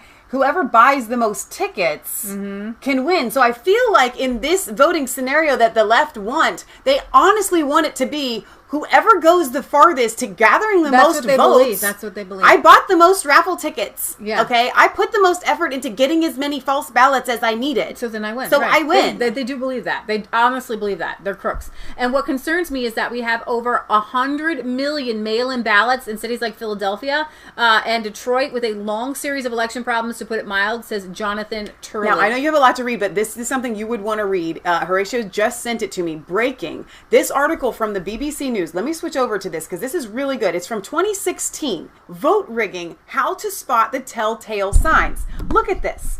Okay, they're talking about in places around the world where it's happened. Too many voters. Watch the turnout figures. They can be a big giveaway. You never get 98 or 99% turnout in an honest election. Let me go down to the next one. A high turnout in specific areas. Even where the turnout is within the bounds of possibility, if the figure is wildly different from the turnout elsewhere, it serves as a warning. All right, large numbers of invalid votes. There are other more subtle ways that riggers can increase the votes or reduce them. Keep an eye on the number of votes excluded as invalid. Even in countries with low literacy rates, this isn't normally above 5%. more votes than ballot papers issued. When the polls close and before they open the boxes, election officials normally have to go through a complicated and rather tedious process known as the reconciliation of ballots. After they have counted how many ballot papers they have received in the morning, they then need to count how many are left and how many, if any, were torn or otherwise spoiled and had to be put aside. The result will tell them how many papers should be in the box. It should also match the number of names checked off on the register. Results that don't match. Mobile phones have made elections more transparent. It is now standard practice to allow party agents, observers, and sometimes even voters to watch the counting process and take photographs of the results sheets with their phone. They then have proof of the genuine results. We didn't get to do any of that. We didn't get to do any of that. Delay in announcing results. Finally, something that is not necessarily a sign of rigging, but it is often assumed to be so, election commissions, particularly in Africa, can appear to take an inordinately long time to publish official results. This is not helped by local observer networks and political parties who, tallying up the results sent in by their agents on mobile phones, have a good idea of the result long before the more cumbersome official posts are completed. And so I just wanted to read that the BBC itself in 2016 listed all of the telltale signs that an election has been rigged, and every single one has been met in this election. Yeah. That's huge. That comes out of the BBC's own mouth. Yeah. Huge. All right. So I want to play this for you at the 12-minute mark. This is an election watcher who said that Xerox copies for the military ballot in Wisconsin came in. And the Democrats' so-called poll challengers would erupt in cheers. I mean, it was like a blood sport for these people. When a Republican was evicted for like taking a picture or something, they would cheer. As soon as a GOP challenger would get kicked out, they would go crazy, right? Keep in mind that half of our GOP workers were still locked outside and couldn't come in. So they started the military vote with only about 40 of us inside, and there were 150 tables. They knew that we couldn't oversee the ballots, and that's why they were locking us out. It had nothing to do with too many people in the room. They called the health inspector down to say there were too many people in the room. Well, if there were too many people in the room, maybe some of the Democrat agitators that didn't have any credentials should have left the room. Those people didn't leave Democrats the room. who didn't have There were 2 to 3 credentials. of those people almost at every table when I got there. 2 or 3 with no credentials. So they locked the GOP workers out so we couldn't watch over the military ballots. Once we started counting the military ballots, I realized why they locked us out. They started opening the ballots, and the ballots are in regular envelopes, right, that are addressed to Detroit City Clerk from overseas, many of them. And so they would open the ballots, and in almost every case, it was a Xerox copy of a ballot, and the ballots looked very similar every time they opened them, which was really strange to me. But here's another thing that's really strange to me. Every single ballot, without exception, at the table where I was working, from the military, was a non-registered voter. And without exception, they voted straight Democrat, or at least for they voted for at least for Joe Biden and Gary Peters, the senator, both of who have to be the worst candidates in the world. I mean, seriously, nobody votes for Joe Biden unless they hate military people. Trump so bad that it's just a vote against Trump. But nobody votes for Gary Peters, Senator Gary Peters, because nobody knows who the hell Senator Gary Peters is. He's been our senator for 6 years, and nobody knows who the man is. Anyhow. So Gary Peters was down in the polls, and Trump was down in the polls. And when I got there was a really sweet little Romanian poll challenger who said, I think we still have a chance that we can defeat Gary Peters. John James is still up. And then he proceeded to tell me about how last night a van drove up and pulled into the entrance and dropped off a bunch of ballots at 4 a.m. in the morning. And on the front of the van were out-of-state plates. Then I was told by a Republican attorney that a Ferrari and a Chrysler 300 also pulled up with out-of-state plates and delivered ballots. When I asked somebody about it, they said, "Oh yeah, that's common. The state or the Wayne County has rental cars that deliver the ballots to the polling place. That's not uncommon." I said, "Ferraris?" they rent Ferraris to deliver ballots to the polling place? I don't think so.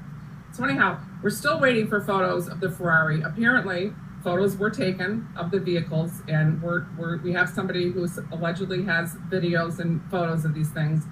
Another thing that happened is people were stationed around Detroit, unbeknownst to some of the people in Detroit that were trying to pull off the scam, watching ballots be delivered. And there was somebody who was waiting at a polling place and saw a Mercedes pull up, and he was unloading cardboard boxes from his car. And as he was unloading the cardboard boxes, this person who was kind of sitting outside the polling place, or where they had a drop box in an early voting place, got out of his vehicle and walked over and started taking pictures of the vehicle. When this guy that was carrying the boxes in saw him, he panicked and came back and started throwing the boxes in his vehicle and took off. So, and I'm relaying a story that I heard from somebody that's that I trust, that's a really trusted source. Who will be talking to officials, I'm certain. That took the pictures, just don't want their name out there. And the person in the Mercedes was driving a stolen vehicle. So, I mean, I could go on forever. Pause right there, because I don't want to lose this thought, because I think it's really important. When we're talking about these big, giant dumps that come in at 3 in the morning, okay, all of the polling stations finish at the same time. They all have their own polling workers that help to box up and get all of the ballots ready, okay? Unless specific polling stations have about 25 95-year-old women that move as slow as a sloth, okay, just moving the ballots like this. Pretty much every polling station should be arriving with their ballots at the same time. We're not trying to get ballots from Alaska and Florida, okay, and Southern California, all to Middle America at the same time. Because if that were the case, it would take varying times to get them there, right? We're talking about in the same state, in the same time zone, when they all close at the same time. It does not take hours into the middle of the night to arrive with your ballots. Former Wisconsin governor said there's 200% more voters than registered.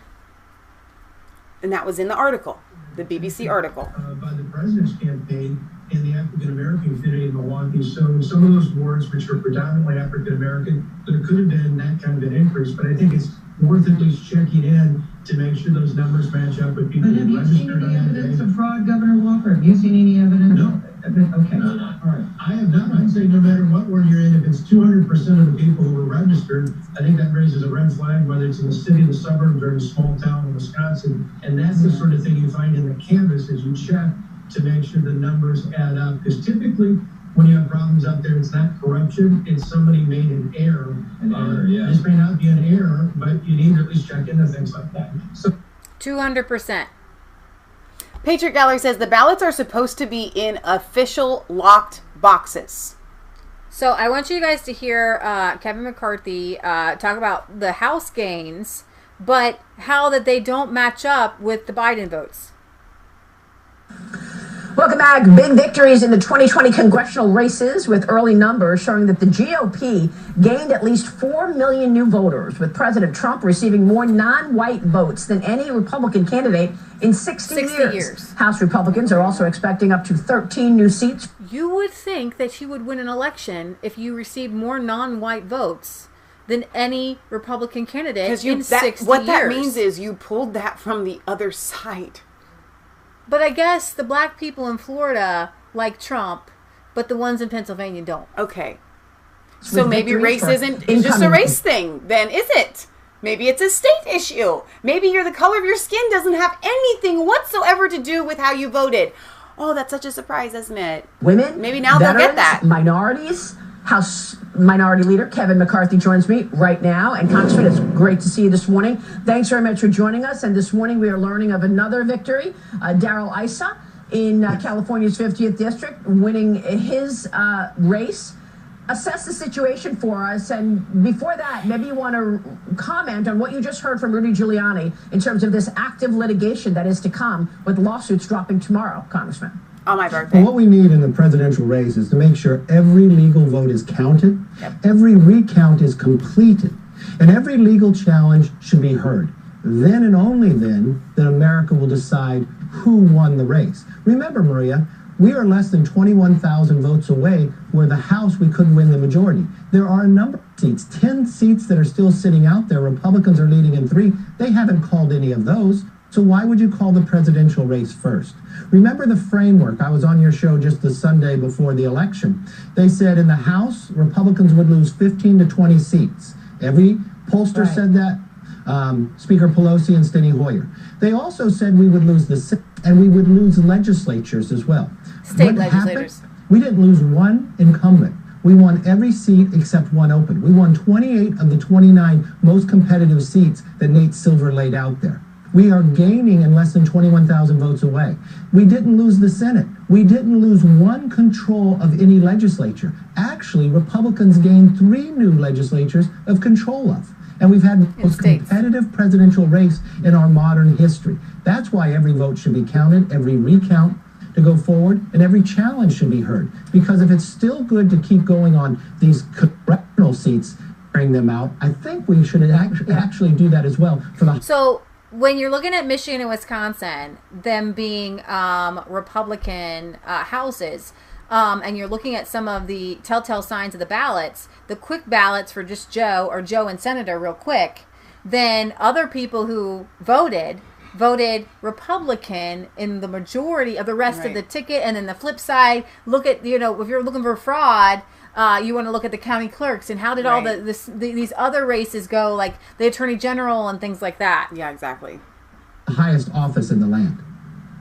Well, I think you make a really good point, particularly after the media has taken us down many rabbit holes before. Russia collusion, obstruction, an impeachment trial based on no crime, and then a Democratic... And now, of course, this. Let me ask you about Nancy Pelosi. She has sent a letter out to members asking for their support. She wants to get reelected as Speaker of the House. What does that mean for you, and will she stay as Speaker, in your view? Well, only know in January, because to become Speaker, you have to have 218 votes on the floor.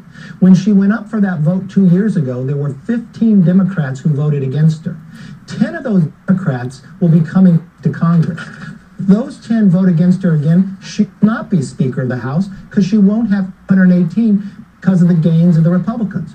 We are close enough now that we can control the floor with a few Democrats joining with us. Remember what America just said. They rejected this socialism. We won from Miami to New York to Minnesota to California. We won by Republican women winning. We'll have more women in Congress as Republicans than in the history. And they're fireballs. Let's set something about what President Trump has been able to do to expand this party, bring diversity, and that brings strength. The woman who's told Beto, heck no, you're not taking my guns. Diversity is now she's in Congress now. As well. Love it. Well, that's great news. Is she facing the extreme left in terms of how to govern? Maybe it's better for you to become Speaker in 2 years if she stays in place. Tell me about the infighting going on the other side. Well, I think it's better for America sooner a Republican becomes Speaker, but she's got internal fights because she promised them that she would win enough seats that they would keep the majority this time and next time. Now everything, not one of one. They only lost. They didn't defeat one Republican. And now in their own conference call, they call it a dumpster fire. They're yelling at one another whether they should call themselves socialists or not. And think about who lost. The former Secretary of Health herself a pragmatic socialist. And then, look, we defeated a sitting chairman of the committee as well. Oh, so when Michelle predicted a red wave of the House, the Senate, and the presidency, it happened. It happened. It totally happened. Okay, we're looking at a major Donald Trump presidency. Right. We're looking with John James. We're looking at other people who are challenging. Yeah. They're challenging the results of their elections. Very interesting. I don't know how it's going to turn out, but Kimberly Klacik is challenging her result of her election. She says, Donald Trump says, we believe these people are thieves and the big city machines are corrupt. Kimberly Klacik, running in Baltimore, totally corrupt. She says, agreed. I actually have beat my opponent on day of, in-person voting along with absentee. However, 97,000 mail-in ballots were found in his favor. Luckily, we raised enough money to investigate. And unfortunately, I don't know if Laura Loomer, she's not going to raise enough money to investigate, but she beat out her opponent by 28,000 votes on day of. Wow. It's still unclear. This is from Jonathan Turley. He is a Shapiro Chair of Public Interest Law at George Washington University, criminal defense lawyer. I am still unclear on the insistence to end any challenges before we actually see the extent of alleged irregularities. I have expressed skepticism on past claims, but we now have sworn allegations of fraud. Why not look at the evidence and the pulling the Rosie Ruiz, the risky business of calling American presidential elections? Again, we would not know if we had systemic rather than episodic problems until we look at this evidence. It is not about the Sharpies or the poll watchers. It is about possible problems in software and the authentication systems. What is the harm in allowing courts to review such claims? The demand for clear evidence of systemic violations during the tabulation stage is bizarre. We would not necessarily have such evidence, which is largely held by the election officials. Like, where's your evidence? I need the court to grant me access to the evidence I believe is there. Right.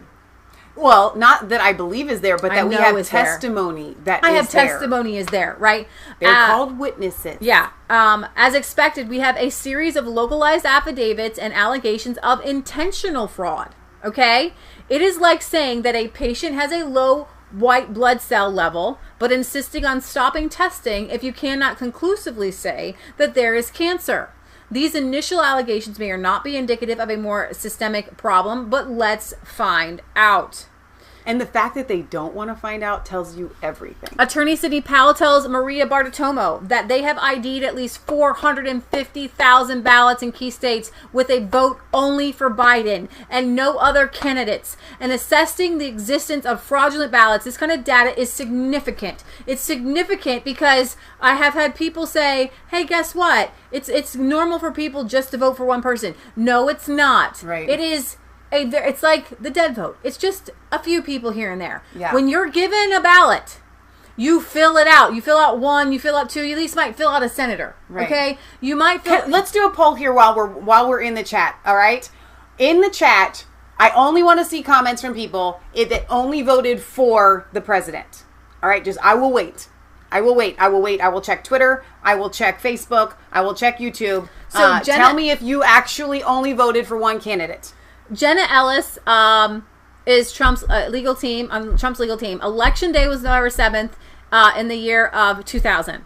The Supreme Court issued its opinion on Bush versus Gore on December 12th, resolving the legal challenges. That was the one legal challenge, and it took to December 12th to get to the legal challenge, okay, because it went through the process to the Supreme Court.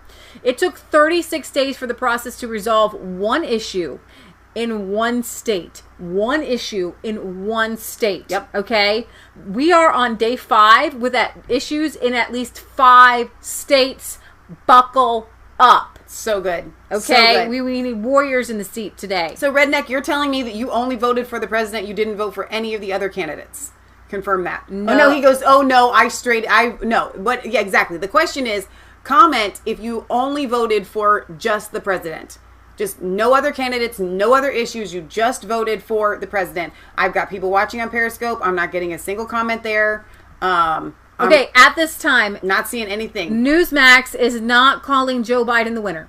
The election remains very close, and President Trump continues to contest results. I'm still absolutely 100% convinced that the Democrats, at least in all elections, have at least 10,000 to 20,000 dead people. I believe that they have upped that. Despite all the other legal challenges, I believe that if you try to match, because I've seen people doing the matches themselves. Now, they have to get that information to the authorities, but I think that an audit, there are people doing, like, I found this dead person and this person voted, this dead person, this voted, and this, and like, there are, what's his face, Fleckus, went through a page of dead people that voted. Just page after page after page of a couple hundred. But here's the thing.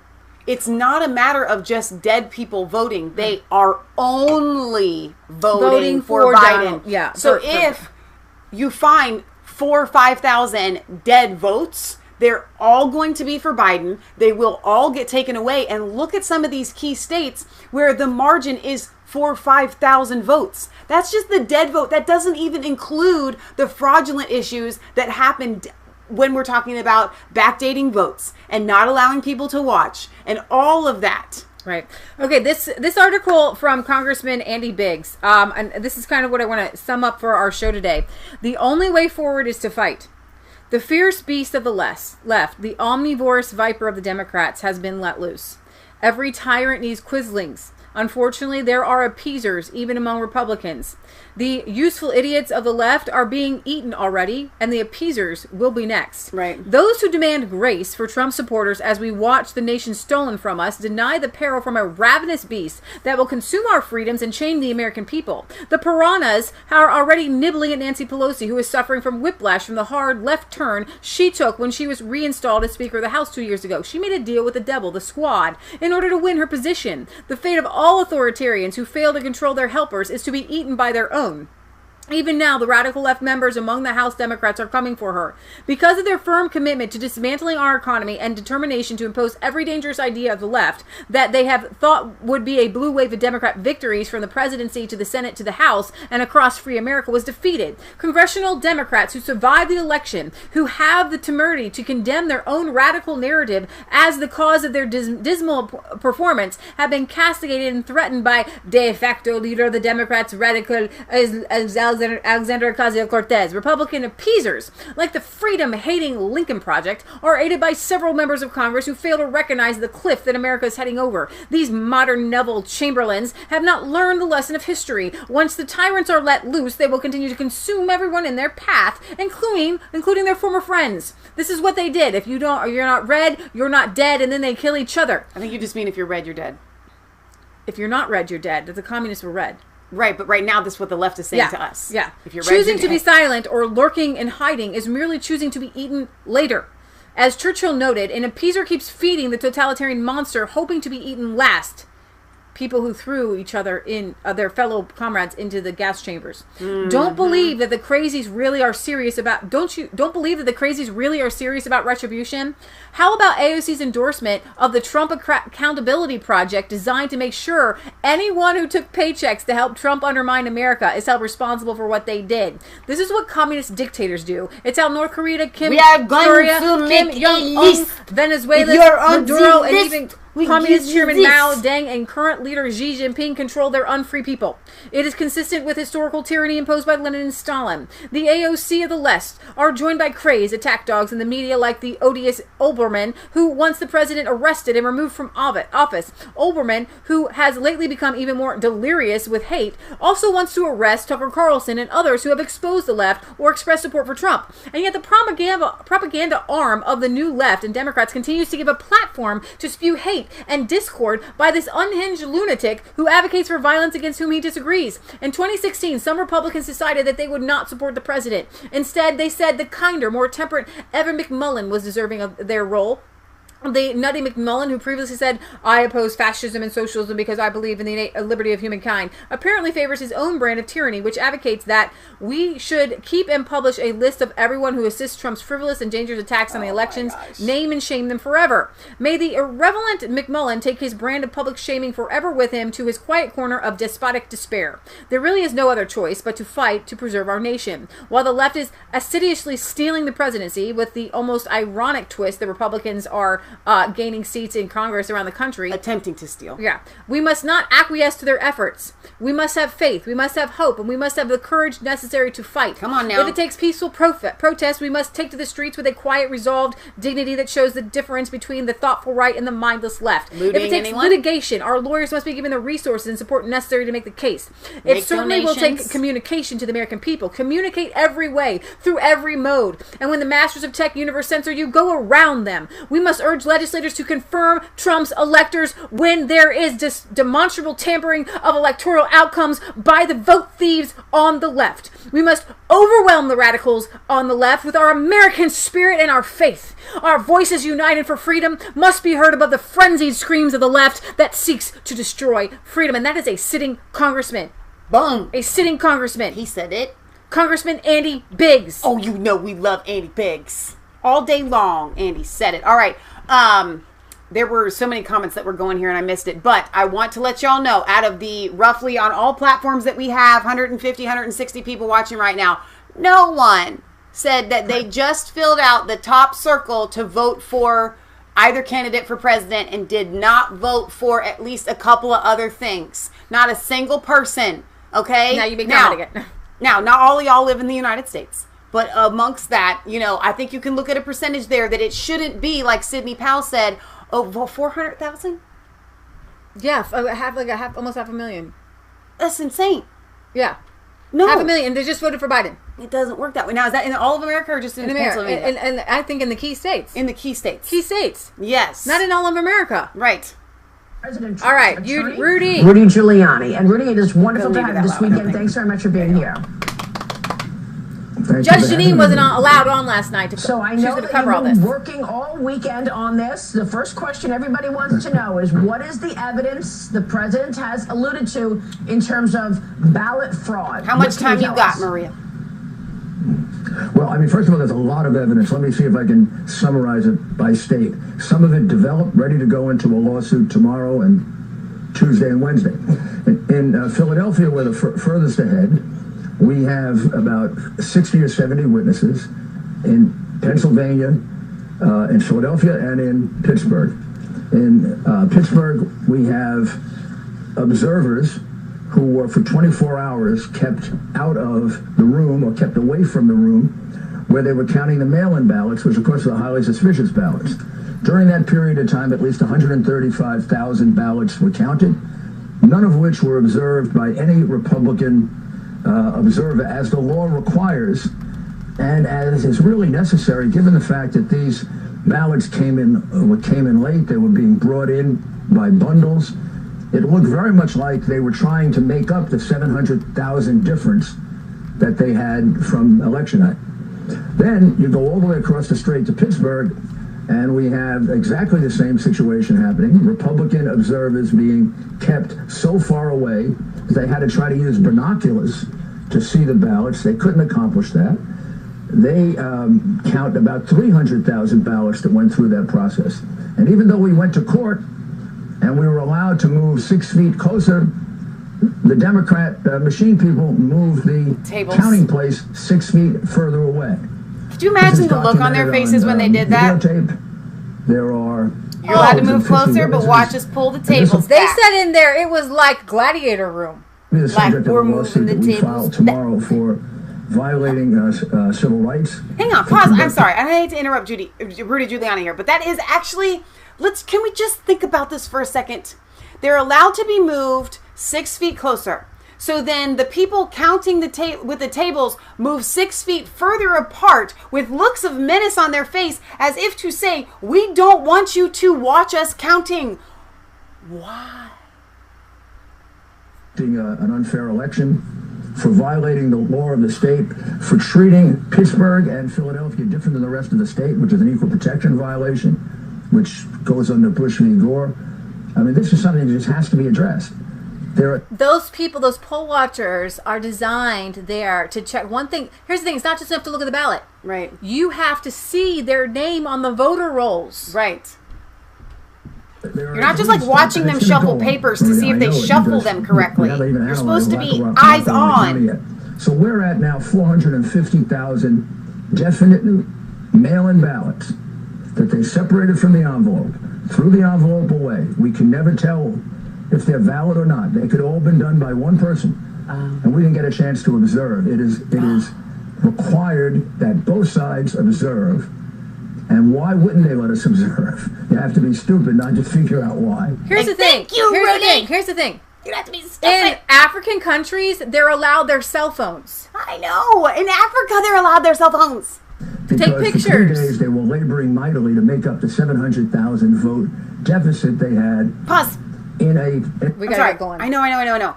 But their excuse was, we didn't want people getting voter information. You don't understand. These are not, that would make sense if it was open to just anybody that wanted to walk in and watch. These are credentialed people that are allowed to, just as much as the person counting the vote is allowed to see the names, the credentialed people are allowed to see the names. Those people are paid like $15 an hour. In a city that is an epicenter of voter fraud. Over the last 60 years, there have been so many cases of voter fraud in Philadelphia. Joe Frazier voted in the 2018 election 5 years after he was dead. Will Smith's grandfather voted twice after he died. So then we're going to be looking at dead persons' ballots, which may actually be very, very substantial. And then another one that might be just as challenging, except we need a little more time. There was a lot of backdating of votes that came in after the deadline, and we have evidence now from not only the post office but from others that there was backdating. I can only tell you right now that amounts to about 2,000 or 3,000 votes, but that could be much, much bigger. Then we have dead people voting. We haven't analyzed that yet. Right. And then we have people who say they didn't vote, or they did vote and their vote hasn't been registered. You put that all together, we're up to about 800,000-900,000 votes that were completely invalid. And we only had 3 days of investigation. Only in 3 days of investigation, we're up at 900,000 votes. Oh my goodness. Britt Baza says, Michelle, I take photos of my ballot in the UK. I don't bloody trust anyone at election time. Claire Jenkins says, I worked at elections in Northern Ireland during the Troubles. Never saw anything like this. Thank you, Claire. Yeah. All right. So Chuck has always said, I've seen a lot of Trump supporters upset about what happened this week, but I am glad that the outrage is focused on the system and not the people who may have voted for Joe Biden. Let's not treat them the way the left treats us. That's exactly true. And this is from somebody, I think from Spain, that I translated this tweet and said, the important difference, the Republican campaign disqualifies Democrat leaders who cheat and sow racist, anti-fascist prejudice is Antifa. The Democratic campaign disqualifies Republicans and sows confrontation. This is totally different. So let me go over a few more things. Is this national unity? So allowed outside after the election here, they had a thing of Donald Trump and they were kicking it around, punching it. Children. Children. A lot of no masks, and they just... Could you imagine if Donald Trump had won? He did. But if he was declared victor by the media, if people on the right had put a thing of Joe Biden like that and started kicking it around, what the media would do? They would lose their minds. Yeah. So, and this is another one. Fraud, what fraud? And I have to tell you, I was like, it's like 1:30 in the morning. I was really trying hard to do these numbers. You guys go to my Twitter. Maybe some smarter people than me can get this, but I think what these numbers mean, and you cannot see them. Do you want me to help you? You didn't ask for my help. Yeah, well, you were asleep. From Real American Politics. Okay, so what he's saying here is 99.96 of Democrat and independent mail-in ballots went to Biden in Pennsylvania. It's statistically impossible. How come only in Pennsylvania they were and not in other states? Anyway, any statistician worth a grain of salt will recognize Benford's law has been obliterated. The same law is used to find voter fraud in 2009 Iranian election. Pause. What she's saying is not all votes, not all mail-in ballots, but all, literally almost 100% of Democrat voters and independent voters that did mail-in ballots, almost 100% are supposed to have voted for Joe Biden. Continue. Yeah. So if we can find 777 registered Democrats who voted for Donald Trump in the mail and are willing to come forward, that would be proof. The math and the raw data sources are Democrat absentee is about 1.7 million. Republican absentee was about 600,000. Independent absentee was about 300,000. The percentage of absentee ballots that were returned from registered Democrats and non-Republicans were about 76%. Then the percentage of the absentee ballots that were returned from registered Republicans and non-Democrats was about 35%. Total Biden mail-in votes was 1.9 million. Total Trump mail-in votes was about 500,000. And then Joe was 23,000. The percentage of absentee ballots that voted for Biden was 76%. The percentage of ballots that voted for Trump was 22%, and the percentage of Democrat and non-Republican absentee ballots that voted for Biden, when you put these numbers together, is 99.96%. The percentage of Republican and non-Democrat absentee voters that voted for Donald Trump is 64%. So I'm not exactly sure how those numbers add up, but people are saying that it's a pretty big deal. Sounds like a big deal to me. And here's the percentage of mail-in ballots from own party plus independents divided by the percentage of mail-in ballots won by the candidate.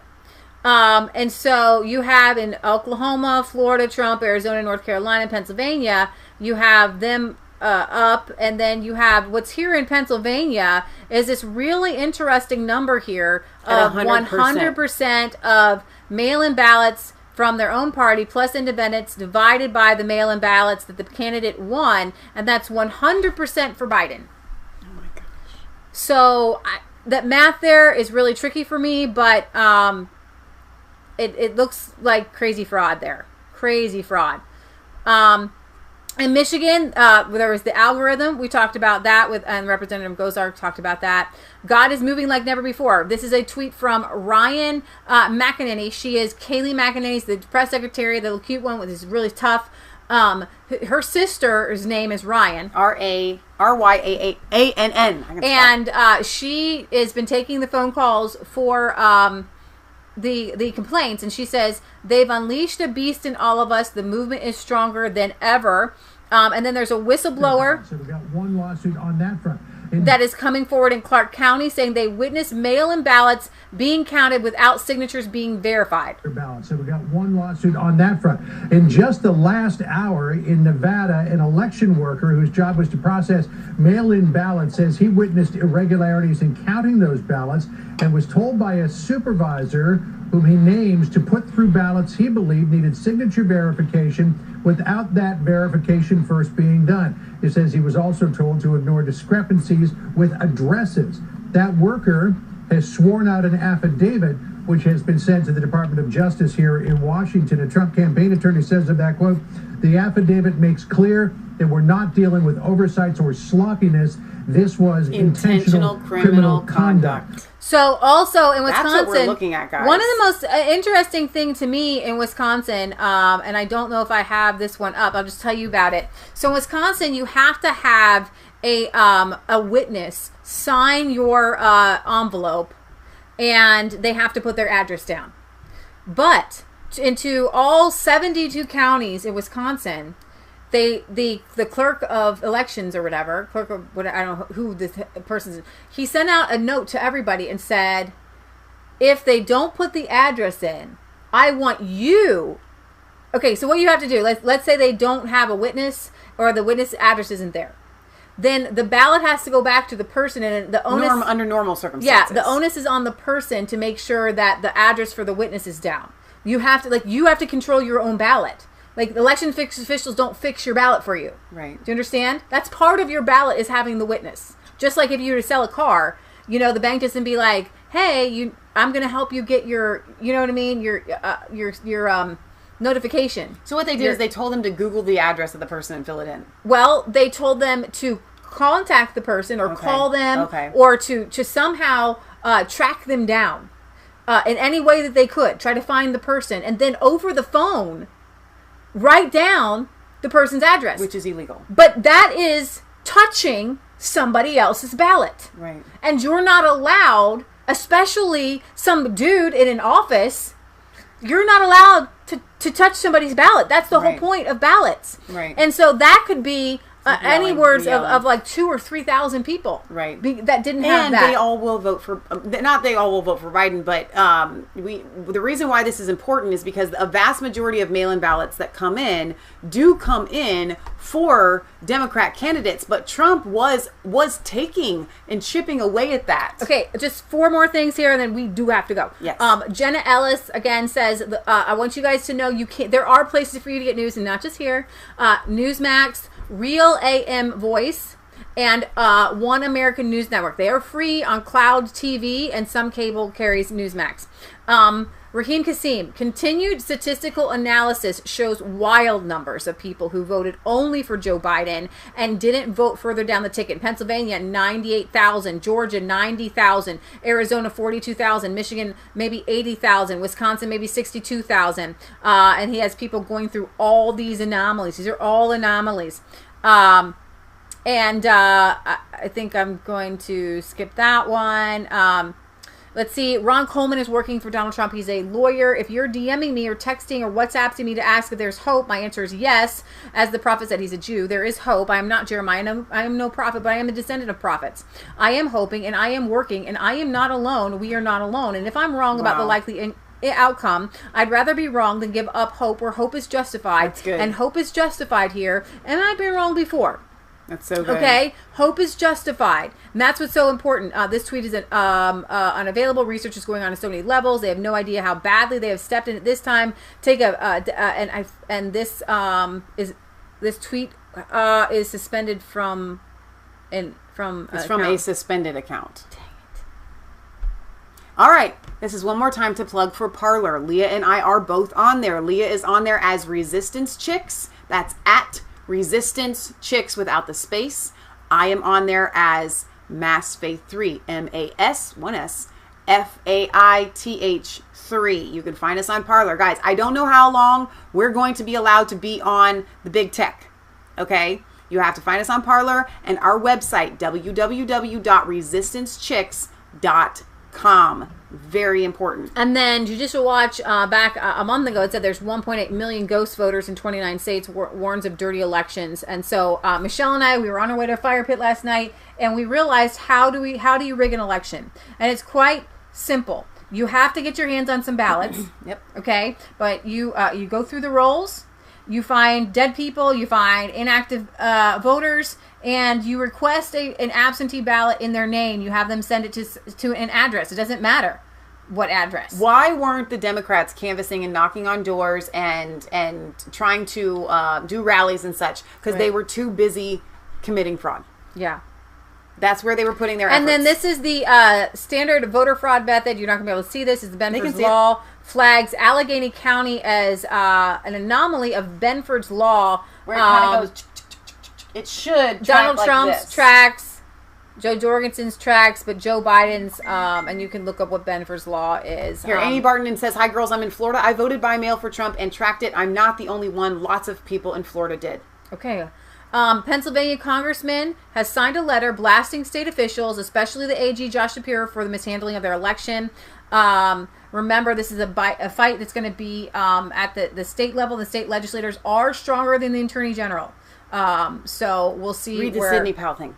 Sidney Powell, this is real, this is serious, this is massive. We must keep defending the Republic. In 30 states, a computer system known to be defective is tallying the votes. Dominion. It's also called. There's also a program called Hammer and Scorecard. So you guys can send me links if you guys have updates on Hammer and Scorecard. Very good. Because I'm still learning about that. By the way, in 2008, Obama received 316,000 votes in Milwaukee County. In 2016, it went down for Hillary. Clinton only won 288,000. But in 2020, Biden outperformed both countywide, besting Obama's share of the vote by nearly 2 points. What makes this suspicious is that the county population is shrinking. There are less people in the county than in 2016 or 2008 when black people came out in record numbers for Barack Obama. I'm telling you, Wisconsin is not legit. Right. All right, so we need to sign off. Yeah. And there's rallies all over. They're doing all of these Stop the Steal rallies. Guys, thank you for being here. I'm so glad that more of you are able to find our stream. I want to be the stream for you that brings you truth, facts, joy, and hope. And you will continue to get that here at Resistance Chicks. One more thing. Yes. Candace Owens. There was a reason why they called this early. Because if Arizona and Pennsylvania get recalled, and Georgia now, Biden and Harris supporters will be emotionally manipulated. Patriot Gallery was saying the same thing. And I haven't wanted to talk too much about this. To the point of rage, she says. They will be prepared to take the election by force. This is how the bourgeoisie turned the proletariat into their street soldiers. This is socialism 101. So they are setting it up to get people on the streets. Patriot Gallery said the same and thing. Cernovich said this. For this election to be seen as legitimate, the media had to wait until 100% of the votes were certified to call the election. There was zero reason to call it early, as people were told for months leading up to the election that results wouldn't be till the weeks after. Pennsylvania, Georgia, recount. Pennsylvania, recount. Nevada, recount. Wisconsin, recount. Michigan, recount. Arizona, recount. Hold the line. Those are Hold just on to your recounts. Okay, recounts always turn up at least some votes. Chair keeps going down. It's so funny. All right, so we will be back here probably tomorrow. With the probably back tonight. Sometime. We might be back tonight. Sometime. We'll definitely be back tonight with some updates. I'm sure we will, because it's important that we stay on top of this. If you're just joining us, you're new to Resistance Chicks. We usually go live on Fridays, Sundays, and then we do kind of a church but it's thing so on exciting. Wednesdays. We actually have people. We actually have people. I'm so glad because we're like, guess what? The mainstream media isn't covering the fraud. So we are busting through. There's no algorithm to bust through. Right. Now, if you're following us and you're watching us on Twitter and or after the fact on Resistance Chicks on YouTube or on Facebook right now, when we do our live videos from our cell phones, it's always on Masfaith3 on YouTube. Go there, MAS, not two S's, MASFAITH3. Right. Ring the bell. You'll get the notifications because you won't want to miss it. If we're going live, it's breaking for something exciting. Exactly. All right. We're going to sign off here. We have a P.O. Box 107, Milford, Ohio, 45150. If you send us your letters, we will read them on air. Okay? Lord Jesus. Lord Jesus. We just lifted this whole entire country to you and the whole entire world. I thank you that you've got our founding fathers at work. Invoke the founding fathers. William Penn's at work in Pennsylvania.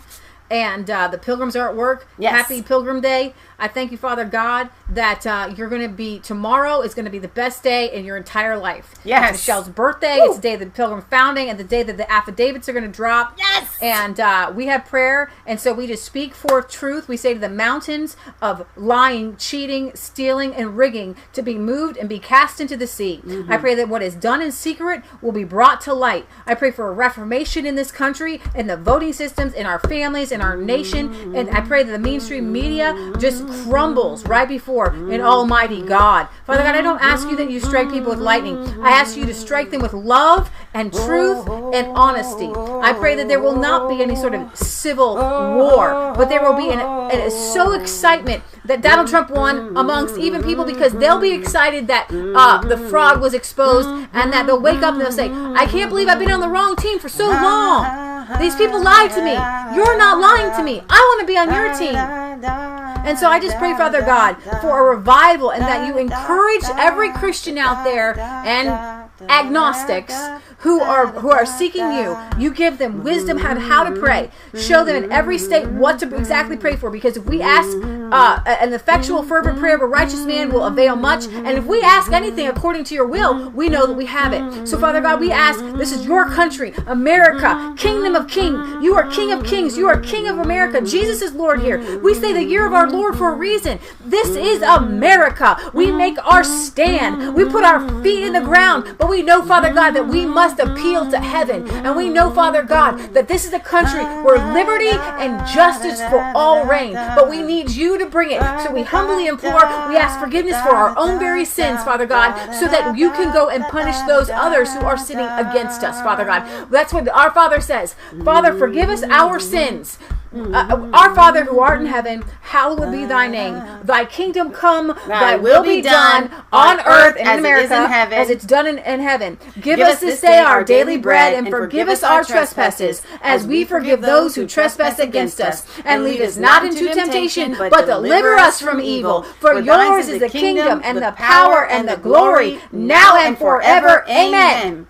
Well, I went to the enemy's camp, and I took back what he stole from me. Yes, I took back what he stole from me. Yes, I took back what he stole from me. Well, I went to the enemy's camp, and I took back what he stole from me. He's under my feet. He's under my feet. Lying and cheating. He's under my feet. Stealing. He's under my feet. Manipulation. He's under my feet. He's under my feet. Yeah, the devil and the cronies are under my feet. Sing it one more time. Well, I went to the enemy's camp, and I took back what he stole from me. Yes, I took back what he stole from me. Yes, I took back what he stole from me. Yes, I went to the enemy's camp,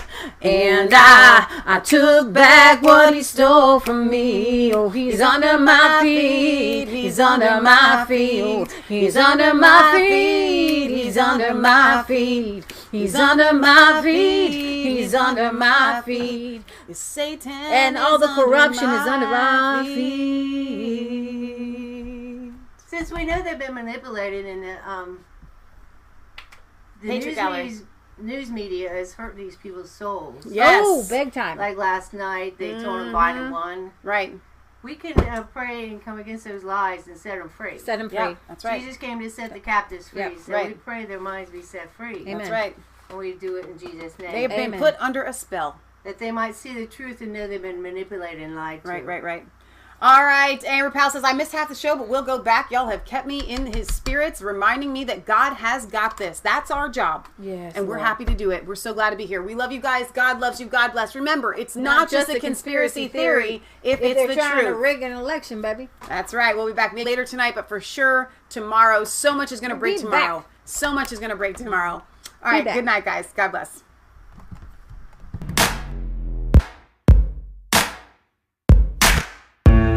I was cold.